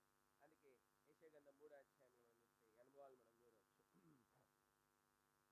చూడండి, 3వ అధ్యాయం యెషయా గ్రంథము 13వ వచనం నుంచి తర్వాత మార్చి 25వ వచనం. వారు నీ త్రోవలను జాడలను చెరిపివేయుదురు. యెహోవా వాదించుటకు నిలువబడి ఉన్నాడు, జనులను విమర్శించుటకు లేచి ఉన్నాడు. 14వ వచనం, యెషయా గ్రంథం 3వ అధ్యాయం 14వ వచనం. యెహోవా తన జనుల పెద్దలను వారి అధిపతులను విమర్శింపవచ్చున్నాడు. మీరే ద్రాక్షరస తోటను తీసివేసిరి, మీరు దోచుకున్న దరిద్రుల సొమ్ము మీ ఇంటిలోనే ఉన్నది. 15 వచనం. నా ప్రజలను నలుగొట్టి మీరేమి చేయుదురు, బీదల ముఖములను నూరి మీరేమి చేయుదురు అని ప్రభువు సైన్యములకు అధిపతి యెహోవా సెలవిచ్చుచున్నాడు. 16. కుమార్తె గర్విష్ఠురాలు, మెడచాచి నడుచుచు ఓరచుప్పులు చూస్తూ కులుకుతో నడుచుచు తమ కాళ్ళ గజ్జలను మ్రోగించుచున్నారు. కాబట్టి ప్రభు సియోను కుమార్తెల నడినెత్తి బోడి చేయును, యెహోవా వారి మానమును బయలుపరచును. 18. ఆదిమ్న యెహోవా గలగలమను వారి పాదము భూషణములను, సూర్యబింబ భూషణములను, చంద్రవంకములను భూషణములను, కర్ణభూషణములను, కడియములను, నాణ్యమైన ముసుకులను, తులాయిలను, కాళ్ళ గొలుసులను, ఉద్దానములను, పరిమళ ద్రవ్యపు బరినెలను. 21. రక్షరేకులను, ఉంగరములను, ముక్కు కమ్ములను, ఉత్సవ వస్త్రములను, ఉత్తరీయములను, పైటలను, సంచులను. 23. చేతి అద్దములను, సన్నపు నారతో చేసిన ముసుకులను, భాగాలకు షాలులను తీసివేయను. అప్పుడు పరిమళ ద్రవ్యములకు ప్రతిగా మురుగుడును, నడికట్టుకు ప్రతిగా త్రాడును, అల్లిన జడకు ప్రతిగా బోడితలయు, శ్రేష్టమైన పై వస్త్రములకు ప్రతిగా గోనెపట్టయు, అందము ప్రతిగా వాతమును ఉండును. 25. ఖడ్గం చేత మనుషులు కూలుదురు, యుద్ధమును లాభీడుకోను. కాబట్టి పట్టణపు గుమ్మములు బాధపడి దుఃఖించును, ఆమె ఏమీ లేనిదై నేల కూర్చుండును. ఇప్పుడు వివాహ బంధము చంపబడింది. ఏం చేయబడింది? వివాహ బంధం ఏం చేయబడింది? విడనాడబడింది. వివాహ బంధం చంపబడింది. కాబట్టి మనం చూస్తా ఉన్నాం. 54 మనం చూస్తా ఉన్నాం. మరి యెషయా 54 విడవబడిన దాన చూస్తాం. చూడండి, యెషయా గ్రంథము 54 అధ్యాయము. చూడండి, యెషయా గ్రంథము 54, 6, 7 వచనాలు చదండి. నీ దేవుడు మాట సెలవిచ్చున్నాడు, విడవబడి దుఃఖాక్రాంతులైన భార్యను పురుషుడు రప్పించినట్లు, తృణీకరింపబడిన యవనపు భార్యను పురుషుడు రప్పించినట్లు యెహోవా నిన్ను పిలిచి ఉన్నాడు. నిమిషమాత్రం నేను నిన్ను విసర్జించి తిని, గొప్ప వాత్సల్యంతో నిన్ను సమకూర్చెదను. మహోద్రేకం కలిగి నిమిషమాత్రం నీకు విముఖుడినైతిని, నిత్యమైన కృపతో నీకు వాత్సల్యం చూపుదును అని కావిడం చేస్తున్నాడు. విడవబడిన దుఃఖాక్రాంతురాలైనటువంటి భార్య, తృణీకరింపబడిన యవనపు భార్య. కారణం ఏమిటి? ఆమె భూషణములన్నీ తీసివేయబడ్డాయంట. ఏంటి? ఆమె భూషణములన్నీ ఏం చేయబడ్డాయి? అన్ని తీసివేయబడ్డాయి ఆమె భూషణములన్నీ. కాబట్టి మనం చూస్తా ఉన్నాం, మరి నడినెత్తి బోడి చేయబడిందంట. ఆమె మెడ చాచి నడుస్తుందంట, ఒరచుప్పులు చూస్తుందంట. సియోను కుమార్తె గర్విష్ఠురాలైపోయిందంట. అందుకు ప్రభు ఏం చేస్తాడంటే, ఈ గర్విష్ఠురాలతో నా వివాహ సంబంధాన్ని నేను ఉంచలేను, ఈ గర్విష్ఠురాలతో అని చెప్పి ఇప్పుడు ఆ గర్విష్ఠురాలతో తన వివాహ బంధాన్ని దూరపరిచి, ఈ గర్విష్ఠురాలకి ఉన్న దేవుడిచ్చినటువంటి అలంకారం అంతటిని కూడా తీసివేస్తా ఉన్నాడు.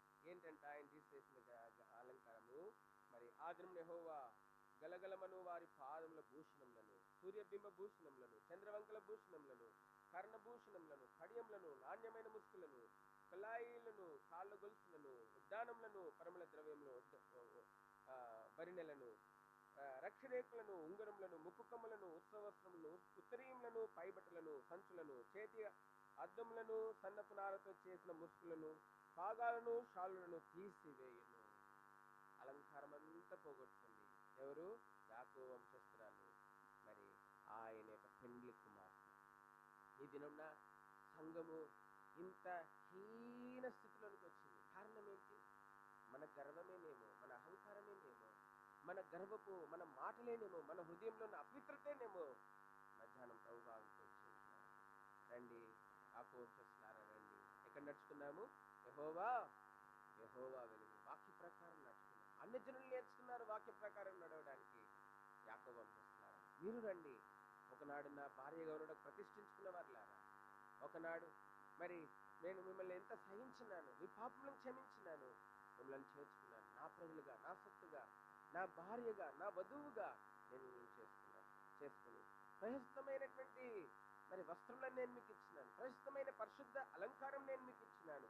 చూడండి 95వ కీర్తన, చూడండి 95వ కీర్తన 6వ వచనం.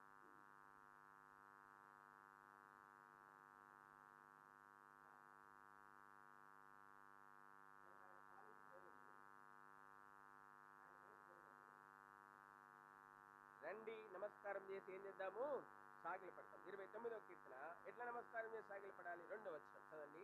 29వ, యెహోవా నామమునకు చెందవలసిన ప్రభావమును ఆయనకు ఆరోపించడి, ప్రతిష్ఠితముగా ఆభరణములను ధరించుకొని ఆయన ఎదుట ఏం చేయాలంట, ఆయన ఎదుట సాగిలి. ఎట్లా సాగిలపడాలి, ప్రతిష్ఠితమైనటువంటి ఆభరణములను ధరించుకొని ఆయన ఎదుట మనము సాగిలపడాలి. అందుకే ధనుర్మాసంలో బైబిల్ చెప్తుంది. చూడండి 96వ కీర్తన 9వ వచనం. 96వ కీర్తన, పరిశుద్ధ అలంకారమును ధరించుకుని యెహోవాకు నమస్కారం చేయండి సర్వభూజనులారా. పరిశుద్ధ అలంకారములు, ప్రతిష్ట అలంకారములు, పరిశుద్ధ అలంకారములు ధరించుకుని ఆయన సన్నిధిలో మనం సాగిలపడాలి. ఇప్పుడు బూడిదైపోయింది యాకోబు వంశము, ఇప్పుడు మరి భార్య బూడిదైపోయింది. కారణం ఏంటంటే పాపమే ఈమె భూషణం అంతా పోగొట్టుకోవడానికి, అలంకార భూషణం అంతా పోగొట్టుకోవడానికి కారణం. ఉందా నీకు భూషణ అలంకారం? ఉందా భూషణ అలంకారం? కాపాడుకుంటున్నావా? ఆ వివాహ దినం కొరకు సిద్ధపడుతున్నావా? ప్రకటన గ్రంథము 19వ అధ్యాయం, ప్రకటన గ్రంథము 19వ అధ్యాయం. ఆ వివాహ దినం కోసం సిద్ధపడుతున్నావా? ప్రకటన గ్రంథము 19వ అధ్యాయము చేయండి. ప్రకటన గ్రంథం 19, 7వ వచనం. అప్పుడు గొప్ప జనసమూహ శబ్దము, విస్తార జనుల శబ్దము, బలమైన ఉరుముల శబ్దము, బోలిన యొక్క స్వరము, సర్వాధికారి ప్రభువును మన దేవుడు ఏలుచున్నాడు, ఆయన స్తుతించుడి. గొర్రెపిల్ల వివాహోత్సవ సమయం ఏమైందంట? గొర్రెపిల్ల వివాహం సిద్ధపడుతున్నావా? ఉన్నాయా నీకు భూషణ అలంకారం ఉందా? నీకు భూషణ అలంకారం ఉందా? ఏం అలంకారం ఉంది నువ్వు అనుకుంటున్నావు? భూ సంబంధమైన సంపద, భూ సంబంధమైన స్థితిగతులు మనకు అలంకారం అనుకుంటున్నావా? అవి మన అలంకారం కాదు. అపోస్తలుడైన పౌలు చెప్పినాడు మొదటి తిమోతి 6వ అధ్యాయంలో, మనం ఏమీ తీసుకొని రాలేదు, ఏమీ కూడా ఇక్కడ నుంచి ఏం చేయమంట, తీసుకొని ఒట్టి చేతులతో వచ్చాం, ఒట్టి చేతులతో పోతాం. ఏం తీసుకురాలి, ఏం తీసుకుపోం. మరి నీ అలంకారం ఎక్కడ? ప్రభు అడుగుతాడు ఒకరోజు, మరి యాకోబు వంశస్థులారా, సియోను కుమారి, ఏది నీ అలంకారం అడుగుతాడు. ఏం చెప్తావు? నీ భూషణ అలంకారం ఏది, నేను ఇచ్చిన అలంకారం ఏది అని అడుగుతాడు ప్రభు. ఏం చెప్తావు ప్రభుకి? ఈ రోజు చెప్పడానికి నీ దగ్గర జవాబు ఉందా? భూషణ అలంకారంతో వచ్చినావా ప్రార్థన చేయడానికి? ఒకరోజు ఎస్తేరు అష్వేరోషుకి భోజనం చేసింది, ఆహ్వానించింది భోజనానికి. భూషణ అలంకారములు ధరించుకొని భోజనానికి ఆహ్వానించింది. ఆ భూషణ అలంకారములు చూసి రాజు తన్మయుడైపోయినాడు, మైమర్చిపోయినాడు. ఎస్తేరు ఒక భూషణ అలంకారం చూచి, ఆమె భోజన విందును చూచి తన్మయుడైపోయి, పరవశుడైపోయి ఆమెతో అన్నాడు, మరి రాజకుమారి, నీకేమి కావాలో చెప్పు, నా రాజ్యంలో సగభాగమా, లేకపోతే నీ మనమేంటో చెప్పాను. ఎస్తేరండి, రాజా రేపు కూడా మీరు రండి భోజనానికి రండి. మరుసటి రోజు కూడా వచ్చినాడు. ఆమె భూషలంకారం చూస్తున్నాడు, ఆమె సొగసును చూస్తున్నాడు. చూసి తన్మయుడైపోయినాడు, పరవశుడైపోయినాడు. ఆ దేవుని అడిగినాడు, మరి రాజకుమారి, ఏమి నీ కోరిక? ఆమెను, నా ప్రజల ప్రాణంలో గుచ్చిగా, నీ ప్రజల ప్రాణాన్ని హాని చేసిన వాడెవడు అంటే అప్పుడు చూపించింది శత్రు మన మధ్యలోనే ఉంటాడు ఎప్పుడు. శత్రు ఆ రోజు అష్వేరోషు ఎస్తేరు మధ్యలోనే ఉన్నాడు శత్రు. దేవుని సంఘంలో, కొరింథీ సంఘంలో అపోస్తలుడైన పౌలు చెప్పినాడు, అపవాది కూడా వెలుగుగుత్త వేషం వేసుకుని, వాడు కనబడడు, వాడు కనబడడు. ఎవరిని మింగుదునా అని గర్జించే సింహంవలే తిరుగులాడుతూ ఉన్నాడు. శత్రువుని గుర్తుపట్టలేని స్థితిలో ఉంది యాకోబు వంశం, సియోను కుమార్తె. కారణం ఏంటంటే ఆ వెలుగుదూత వేషం వేసుకున్నవాడు సంఘంలో తోడు అనేకులకు గుడితనం కలిగజేస్తున్నాడు. ఏంటి ఆ గుడితనము? ఆ ధనం మీదకి దృష్టి, భూ సంబంధమైన వాటి మీదకి దృష్టి తీసుకెళ్తున్నాడు. అయితే ఎస్తేరు రాజకోటలో ఉంది కానీ, సొగసు కలిగినటువంటి మరి రాజకుమార్తెగా రాణిగా ఉంది కానీ, ఆమె దృష్టి ఆశురోషు ధనం మీద కానీ, ఆశురోషు కోట మీద కానీ, అహశ్రోషు సంపద మీద కానీ, ఆశురోషు అధికారం మీద కానీ లేదు. ఆమె దృష్టి సియోను రాజు మీద ఉంది. ఆమె దృష్టి యాకోబు వంశమును ప్రేమించినటువంటి దేవుని మీద ఉంది. ఆమె దృష్టి తన కొరకు ప్రాణం పెట్టినటువంటి పస్కా బలిగా రానైనటువంటి ప్రభువైన యేసుక్రీస్తు వారి మీద ఉంది ఆమె దృష్టి. ఆమె అంటా ఉంది, ఆయన కొరకు నేను ఆశీర్వాద కొరకు చనిపోవాల్సిన అవసరం లేదు, కానీ నా కోసము తన ప్రాణంను పెట్టనైనటువంటి మరి పస్కా బలిగా అర్పింపబట్టకు రానైనటువంటి ఆ ప్రభు కోసము నేను నశించను అనుకుని ఆ రాజు దగ్గరికి భూషణాలంకారంతో వెళ్ళింది. కాబట్టి నీ భూషణ అలంకారం ఏది? రాజకుమార్తె, సియోను కుమారి, యాకోబు వంశస్థులారా, నీ భూషణ అలంకారం ఏది? నీ హృదయ పాపము నీ భూషణ అలంకారం పోవడానికి కారణమైంది. నీ నోటి మాటలు నీ భూషణ అలంకారం పోవడానికి కారణమైంది. నీ అవివేకము, నీ బుద్ధిహీనత, నీ ఆత్మీయుతం ఎదగలేనితనమే నీ భూషణ అలంకారం పోగొట్టుకోవడానికి కారణం. యెషయా గ్రంథము 4 చూసి ప్రార్థనలు వెళ్తాం. 6 వచనాలు ఉన్నాయి, మార్చి. ఆ దినమున 7 స్త్రీలు ఒక పురుషుని పట్టుకుని, మేము మా అన్నమే తిందుము, మా వస్త్రమే కట్టుకుందుము, నీ పేరు మాత్రం మాకు పెట్టి మా నింద తీసివేయమని చెప్పుదురు. 2వ వచనం చదవండి. ఆ దినమున యెహోవా చిగురు మహిమయు భూషణమగును, ఇశ్రాయేలుతో తప్పించుకున్న వారికి భూమి పంట అతిశాస్పదంగాను శుభలక్షణముగాను ఉండును. 3వ వచనం సియోనులో శేషించిన వారికి, యెరూషలేములో నిలువబడిన వారికి, అనగా జీవము పొందుటకే యెరూషలేములో దాహకులైన ప్రతి వానికి పరిశుద్ధుడని పేరు పెట్టుదురు. 4వ వచనం తీర్పు 4వ వచనం యెషయా గ్రంథము 4వ అధ్యాయం 4వ వచనం చదవండి. తీర్పు తీర్చు ఆత్మలను దహించు ఆత్మలను ప్రభు సియోను కుమార్తెలకున్న కల్మషమును కడిగివేయున్నప్పుడు యెరూషలేమునకు తగిన రక్తమును దాని మధ్య నుండి తీసివేసి దాన్ని శుద్ధి చేయనప్పుడు, సియోను కొండలోని ప్రతి నివాస స్థలం మీదను దాని ఉత్సవ స్తంభముల మీదను పగలు మేఘ ధూమములను, రాత్రి అగ్నిజ్వాల ప్రకాశమును యెహోవా కలగజేయును. మహిమ అంతటి మీద వినాతనముండును. 6వ వచనం పగలు ఎండకు విడగాను, గాలివానకు ఆశ్రయంగాను, చాటుగాను పర్ణశాల ఒకటి ఉండును. కాబట్టి మనం చూస్తూ ఉన్నాం. అందుకే అంటా ఉన్నాడు, ఆయన పైకెత్తబడినటువంటి కొండల పైన ఆయన మనం చూస్తున్నాం, ఆయన యెహోవా మందిరాన్ని స్థాపించినాడు. మరి దానిలోనికి రండి, మీరు దానిలోనికి రండి. మీరు దానిలోనికి వస్తే నేనేం చేస్తాను? తగ్గించుకొని వస్తే నేనేం చేస్తాను? మరి 4వ వచనంలో 4వ వచనంలో మొదటి వచనంలో మనం చూస్తూ ఉన్నాం. చూడండి, మీ నిందను తీసివేస్తాను. ఏం చేస్తాను? మీ నిందను ఏం చేస్తాను? మీ నిందను తీసివేస్తాను. నా పేరు మీకు ఇస్తాను. అంత మాత్రమే కాదు, మరి నా మహిమను తిరిగి మీకు భూషణ అలంకారంగా ఇస్తాను. ఏమిస్తాను? నా మహిమను మీకు ఏమిస్తాను? తిరిగి ఏమిస్తాను? భూషణ అలంకారంగా ఇస్తాను. మరి మనం చూస్తాను, అందరూ పాపం చేసి దేవుడిని గ్రహించే మహిమను ఏం చేస్తున్నారంట? ఇప్పుడు నా మహిమను తిరిగి మీకు భూషణ అలంకారంగా ఇస్తాను. 2వ వచనంలో మనం చూస్తూ ఉన్నాం. మరి ఇశ్రాయేలులో తప్పించుకున్న వారికి భూమి పంట అత్యాస్పదంగాను భూలక్షణంగాను ఉండును. మరి సియోనులో తప్పించుకున్నవారు తగ్గించుకుని క్షమాపణ పొంది దేవుని ఇంట్లో చేర్చబడినటువంటి వారికి దేవుడు సమృద్ధిని ఇచ్చేటువంటి వాడుగా ఉంటా ఉన్నాడు. ప్రతి అవసరం తీర్చేటువంటి వాడుగా ఉంటా ఉన్నాడు. దేవుడు వారికి శుభము చేసేటువంటి వాడుగా ఉంటా ఉన్నాడు. అంత మాత్రమే 3వ వచనం సియోనులో శేషించిన వారు యెరూషలేములో నిలవబడిన వారికి, అనగా జీవం పొందుటకే యెరూషలేములో దాఖలైన ప్రతి వానికి పరిశుద్ధులని పేరు పెట్టుదును. తగ్గించుకొని దేవుని మందిరంలోనికి వచ్చి మిమ్మల్ని ప్రతిష్ఠించుకొని, మరి మీ గర్వమును మీ అహంకారమును విడిచి, మీ హృదయ పాపమును విడిచిపెట్టి, మీ మాటలను మార్చుకుని మీరు మిమ్మల్ని మీరు ప్రతిష్ఠించుకుంటే పోగొట్టుకున్న అలంకారం నేను మీకు ఇస్తాను. నా మహిమ మీకు భూషణ అలంకారంగా ఇస్తాను.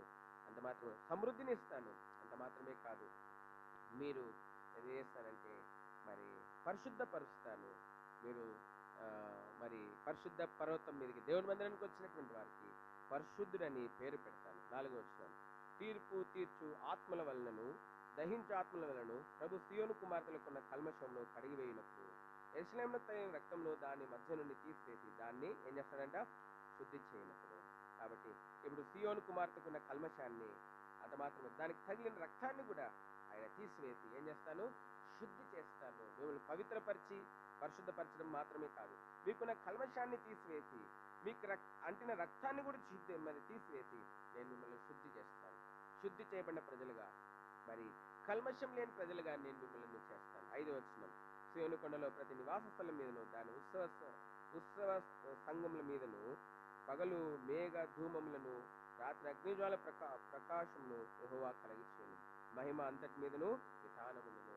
కాబట్టి ఇప్పుడు మరి మనం చూస్తాం, తన పేరు పెట్టబడినటువంటి వారికి, నింద తీసివేయబడినటువంటి వారికి, ఎవరి పాపమైతే క్షమించబడి, ఎవరికైతే దేవుని మహిమ భూషణ అలంకారంగా అనుగ్రహించబడిందో, మరి ఎవరైతే యెహోవా మందిరంలో చేరినారో, ఎవరైతే దేవుడు ఎవరికైతే మరి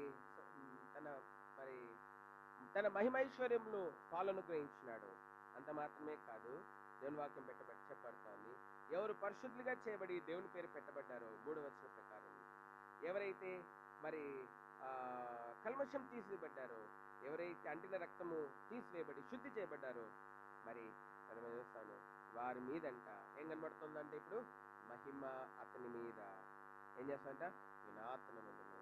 ఇప్పుడు మహిమ కనబడతా ఉంది. ఎవరి మీద? యాకోబు వంశస్థుల మీద, సియోను కుమార్తె మీద. కారణం ఏంటంటే ఈ మహిమ కనబడడానికి ఈ యొక్క సియోను కుమార్తె, యెరూషలేము నివాసులు, మరి యాకోబు వంశస్థులు తమ అహంకారమును, గర్వమును, తమ హృదయములను, తమ నోటిని నడుమెత్తలుగా అరికాల వరకు పోగొట్టుకున్నటువంటి భూషలంకారములకు కారణమైన పాపాన్ని తీసివేసుకున్నారు. దేవుని మందిరంలో చేరినారు, రోధిస్తూ ఉన్నారు, ఓ ప్రభువా మమ్మల్ని క్షమించు. మాకంటే అన్యులు ముందుగా చేరి ఈ గొప్పదైనటువంటి అనుభవంలోకి వచ్చినారు. ప్రభా, నీ పేరు పెట్టబడిన ప్రజలుగా చేయబడ్డారు. ప్రభా, అంటే వారి నింద తీసివేయబడింది. ప్రభా, ఇప్పుడు వారికి నీ మహిమ భూషణ అలంకారంగా మారింది. ప్రభా, అంత మాత్రమే కాదు, వారు మీ మహిమేశ్వరము ఫిలిప్పీ 4:19 ప్రకారము మీ మహిమేశ్వరంలో పాల్వారే ప్రతి అవసరత వారికి తీర్చబడతా ఉంది. 4వ వచనంలో కల్మషం లేని ప్రజలని అన్ని జనులు చెప్పబడతా ఉన్నారు. అంత మాత్రమే కాదు, వారు కంటినటువంటి రక్తాపరాధములను క్షమించి వేసి వారిని శుద్ధి చేసినావు. వారి మీద నీ మహిమ కనబడతా ఉంది. అయ్యో, యాకోబు వంశస్థులమని, సియోను కుమార్తె అని, యెరూషలేము కుమార్తె అని పిలువబడిన మాలో మహిమ కనబడటం లేదు. క్షమించు ప్రభువా, తిరిగి మాకు అటువంటి అనుభవం దయచేయి. 6వ వచనం, పగలేండకు నీడగాను, గాలివానకు ఆశ్రయం గాను, చాటుగాను పర్ణశాల ఒకటి ఉండును. ఆవిడ మనం చూస్తాం, ప్రభా నీ మందిరమును పర్ణశాలలో తిరిగి మమ్మల్ని చేర్చుకోవా అని అడిగి ఇప్పుడు యాకోబు వంశము తిరిగి మరి దేవుని కనికరమును పొందినట్లుగా, దేవుని మహిమను పొందినట్లుగా, దేవుని ఆదరణను పొందినట్లుగా, దేవుని భూషలంకారమును పొందినట్లుగా మనం చూస్తాం. ప్రార్థన చేయడానికి వచ్చి ఉంటున్నాం. ఈ 2, 3, 4 అనుభవాలు సియోను కుమార్తె యొక్క పతనము చూపిస్తా ఉంది. 2, 3, 4 అధ్యాయాలు యెషయా గ్రంథంలో చేతి మీద చెక్కబడిన వారి యొక్క పడిపోయిన స్థితి, వారి అహంకారాన్ని బట్టి, వారి యొక్క గర్వమును బట్టి, వారు కేవలము బంగారమును, గుర్రములను, అంత మాత్రమే కాదు, మరి చేతి పనులను ఆధారంగా చేసుకున్నారు. యెరూషలేము దేవుణ్ణి ఆధారం చేసుకోలేదు, సియోను వాక్కుని ఆధారం చేసుకున్నారు, పరిశుద్ధ దేవుని ఆధారం. అందుకే వారి జీవితంలో ఎంత పాపము. అయితే ప్రభు వారిని క్షమించినాడు, క్షమించడానికి పిలిచినాడు. యాకోబు వంశస్థులారా రండి. ఎట్లా నడుచుకుందాం మనము? యెహోవా వెలుగులో. యాకోబు వంశస్థులారా, నేను మిమ్మల్ని అరచేతుల్లో చెక్కుకున్నాను. కారణం ఏంటి అంటే మిమ్మల్ని విడిచిపెట్టాలని కాదు, మీకు నా పేరు ఇవ్వడానికి, మీ నిందను తీసివేయడానికి, మరి అంత మాత్రమే కాదు, మీకు సమస్త నా మహిమైశ్యం ఇవ్వడానికి, అంత మాత్రమే కాదు, మిమ్మల్ని మరి మీకు అంటిన మస్టును, పాపమును తీసివేసి పవిత్ర ప్రజలని పేరు పెట్టుకున్నాను. అంత మాత్రమే కాదు, మీ మీద నా మహిమ వినాతనం ఉన్నట్లుగా, బయలుపరచబడినట్లుగా నేను కోరుకున్నాను. నా యొక్క విశ్రమ స్థలంలో, నా పర్ణశాలల్లో మిమ్మల్ని చేర్చుకున్నాను. అయితే నా అరచేతుల్లో చెక్కుకున్నటువంటి పతనం అయిపోయినాను. కాబట్టి నా అరచేతుల్లో చెక్కుకున్నటువంటి యాకోబు వంశస్థులారా, సియోను కుమార్తె, యెరూషలేము కుమార్తె రండి, యెహోవా వెలుగులో నడుచుకున్నాను. కాబట్టి ధ్యానము ప్రభు సన్నిధిలోకి వచ్చి దేవుని ప్రజలారా, దేవుని రాకడ చాలా సమీపంగా ఉంది. భూ సంబంధమైనవన్నీ కదిలించబడేటువంటి దినం ఒకటి సిద్ధం చేయబడింది. ఆ దినం నిర్ణయించబడింది, ఆ దినం రాబడుతూ ఉంది. కాబట్టి కదిలించబడే వాటికి రాజ్యం లేదు, కదిలింపబడిన వాటికి మాత్రమే నిశ్చలమైన రాజ్యంలో పొంది, దైవకృప పొంది, వినయ భయభక్తులతో ఆయన ప్రీతికరమైన సేవ చేసేటువంటి వారంగా మనం ఉన్నాం. యాకోబు వంశస్థుల్లాగా, సియోను కుమార్తెలాగా తప్పిపోయిన వారంగా మనం ఉండకూడదు. యెరూషలేము కుమార్తెలాగా తప్పిపోయిన అన్ని జనులు ఏ విధంగా తమను తాము మలుచుకున్నారో, ప్రవాహం వలె దేవుని ఇంట్లోకి వచ్చి ఉంటారు. తిరిగి మనం అటువంటి మొదటి ప్రేమను ప్రభు ఏళ్ళ కలిగి ఉండి, దేవునింటి ఏళ్ళ కలిగి ఉండి, మనము మరి ఆ నిశ్చలమైన రాజ్యంను పొందినట్లుగా వినయ భయభక్తులతో ప్రీతికరమైనటువంటి సేవను చేస్తూ దేవుని దృష్టికి అంగీకరించబడే వారంగా ఉంటకై ప్రేమ కలిగినటువంటి దేవుడు మనకు సహాయం చేయాలి. మనం అట్లా తగ్గించుకొని సరి చేసుకున్నట్లయితే తిరిగి ఆయన మహిమ మన మీద కనబడుతుంది. ఆయన యొక్క మహిమైశ్వర్యంలో భూ సంపద అనగా భౌతిక సంబంధమైన ప్రతి అవసరం మనకు తీర్చబడుతుంది. మనము భూ సంబంధమైన అక్కర్లు తీర్చుకోవడానికి లోకస్తుల్లాగా మారాల్సిన అవసరం లేదు. మనకి అనుజులతో సహవాసం చేయాల్సినటువంటి అవసరం లేదు. మనకి మన అక్కర్లు తీర్చబడడానికి, నవసలు తీరడానికి మనము మరి మంత్రములు నేర్చుకోవాల్సిన పని లేదు. అన్యులతో సహవాసం చేసుకోవాల్సినటువంటి పని లేదు. కాబట్టి మన దేవుడు తన ఐశ్వర్యంలో మన ప్రతి అవసరత తీర్చేటువంటి వాడు. ఆయన పాదములు ఆశ్రయిస్తే ఆయన తన మహిమైశ్వర్యంలో నువ్వు అడుగు వాటి కంటే, ఊహించు వాటి కంటే అత్యధికముగా ఆయనకు అనుగ్రహించేవాడు ఉన్నాడు. అటువంటి దేవుణ్ణి కలిగి ఉండి ఎందుకు అన్యులతో సహవాసం, ఎందుకు మంత్రములు మనలో ఉండాలి, ఎందుకు మనలో ఫిలిస్తీన్ల యొక్క అక్రమం మనలో ఎందుకు కనబడాలి? కాబట్టి సరి చేసుకుందాం. యాకోబు వంశస్థులారా, ప్రార్థనలో ప్రవేశిద్దాం. ప్రభు సన్నిధిలో మన హృదయాన్ని కుమ్మరించుకుందాం. మనం ప్రతిష్ఠించుకుందాం. ప్రభా, తిరిగి నీ మహిమ నాలో కనబడినట్లు, మాలో కనబడినట్లు, మా సంఘంలో కనబడినట్లు, మా కుటుంబంలో కనబడినట్లు, నా ఆత్మీయ జీవితంలో కనబడినట్లుగా చేయి ప్రభా అని ప్రభు ప్రతిష్ఠించుకొని మందిర అవసరతల కొరకై మనం ప్రార్థన చేస్తాం. అట్లు ప్రతిష్ఠితమైనటువంటి భూషాలంకారం కలిగినటువంటి వారు, పరిశుద్ధపరచబడిన వారు ప్రార్థన చేస్తే దేవుడు తన మహిమైశ్వర్యంతో మన మధ్య ప్రసన్నుడై మన ప్రతి అవసరత, అక్కర, అడుగు వాటికంటే, ఊహించు వాటికంటే అత్యధికంగా తీర్చి తనను తాను మనలో మహింపరచుకునేటువంటి వాడుగా ఉంటాడు. దేవుడి మాటల్ని మన ఆత్మీయ క్షమావధి కొరకై, దీవెన కొరకై, మేలు కొరకై, సమకూర్చబడికై, కట్టబట్టు కొరకై మనం అడుగు వాటన్నిటికీ, ఊహించు వాటి అన్నిటికంటే అత్యధికంగా పొందిన మిత్రమై ప్రభు దీవించుగా ప్రార్థనలో ప్రవేశిస్తాం. దయచేసి ప్రార్థించండి. ప్రభుదిన పరిచయ కొరకు, బ్రాంచెస్ పరిచయ కొరకు ప్రార్థించండి. ఇయరింగ్ మినిస్ట్రీ కొరకు ప్రార్థించేయండి. దాని తర్వాత మరి ఈ సంవత్సర వాగ్దానాలు మన జీవితంలో నెరవేర్చడానికి సార్వత్రిక సంఘ, వ్యక్తిగత, కుటుంబ వాగ్దానాలు ప్రార్థించండి. దేవుని మందిరంలో ఎన్నో అవసరతలు ఉన్నాయి. మరి దేవుని చిత్తం అయితే మరి వ్యాన్ కూడా వైట్ బోర్డుకు మార్చుకోవాలా. దాని తర్వాత మరి లిఫ్ట్ కోసం ప్రార్థన చేయండి. దాని తర్వాత మరి పక్క స్థలం కోసం కూడా ప్రార్థన చేయండి. పైన మందిరం కూడా దేవుని సమయంలో దేవుడు మరి నిర్మించుకొని ఒక చక్కటి మందిరం, బాల్కనీ మందిరం వేసుకోవడానికి, దేవుని సమయంలో మరి వేసుకోవడానికి, కింద కూడా మంచి గాడ్ ఫ్రెండ్ క్వార్టర్స్ కూడా కలిగి ఉండడానికి ప్రార్థించాల్సిందిగా దేవుని నామమున పేరిట మనం చేస్తూ ఉన్నాం. మరి ఈ రెండింగ్ వస్తూ ఉంది.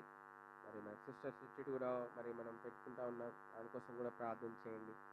దాని తర్వాత మరి నూతన వాగ్దానాల కోసం కూడా దేవుడు మనల్ని సిద్ధపరిచినట్లు సంఘంగా ప్రార్థించాల్సింది ప్రార్థించండి. అదేవిధంగా మరి సిస్టర్ వాళ్ళ తమ్ముడు, మా బావమరిది, తను కూడా చేయి విరిగింది. దైవ సేవకుడు కుంచన్పల్లి మరి హాస్పిటల్ అడ్మిట్ అయ్యి సర్జరీ కూడా అయిపోయింది. మరి ఇంట్లో రెస్ట్ తీసుకుంటున్నారు. మరి కుంచన్పల్లిలో తాను కూడా స్వస్థత పొంది సంవత్సరాంత పరిచయలో దేవుడు వారికి కూడా సహాయపడినట్లు ప్రార్థించారు. మనం కూడా సంవత్సరాంత పరిచయలో దేవుడు సహాయపడినట్లు దేవుని చిత్తమైతే మరి ప్రతి ఇంటిని ఆధారం చేసుకొని ఆ ప్రాంతంలో సువార్త అందించి మరి ఆ సువార్త అందించలాగున మనం కూడా పరిచయ కలిగి ఉండకు ప్రార్థించాల్సిందిగా మనం చేస్తా ఉన్నాం. దయచేసి ప్రార్థించండి.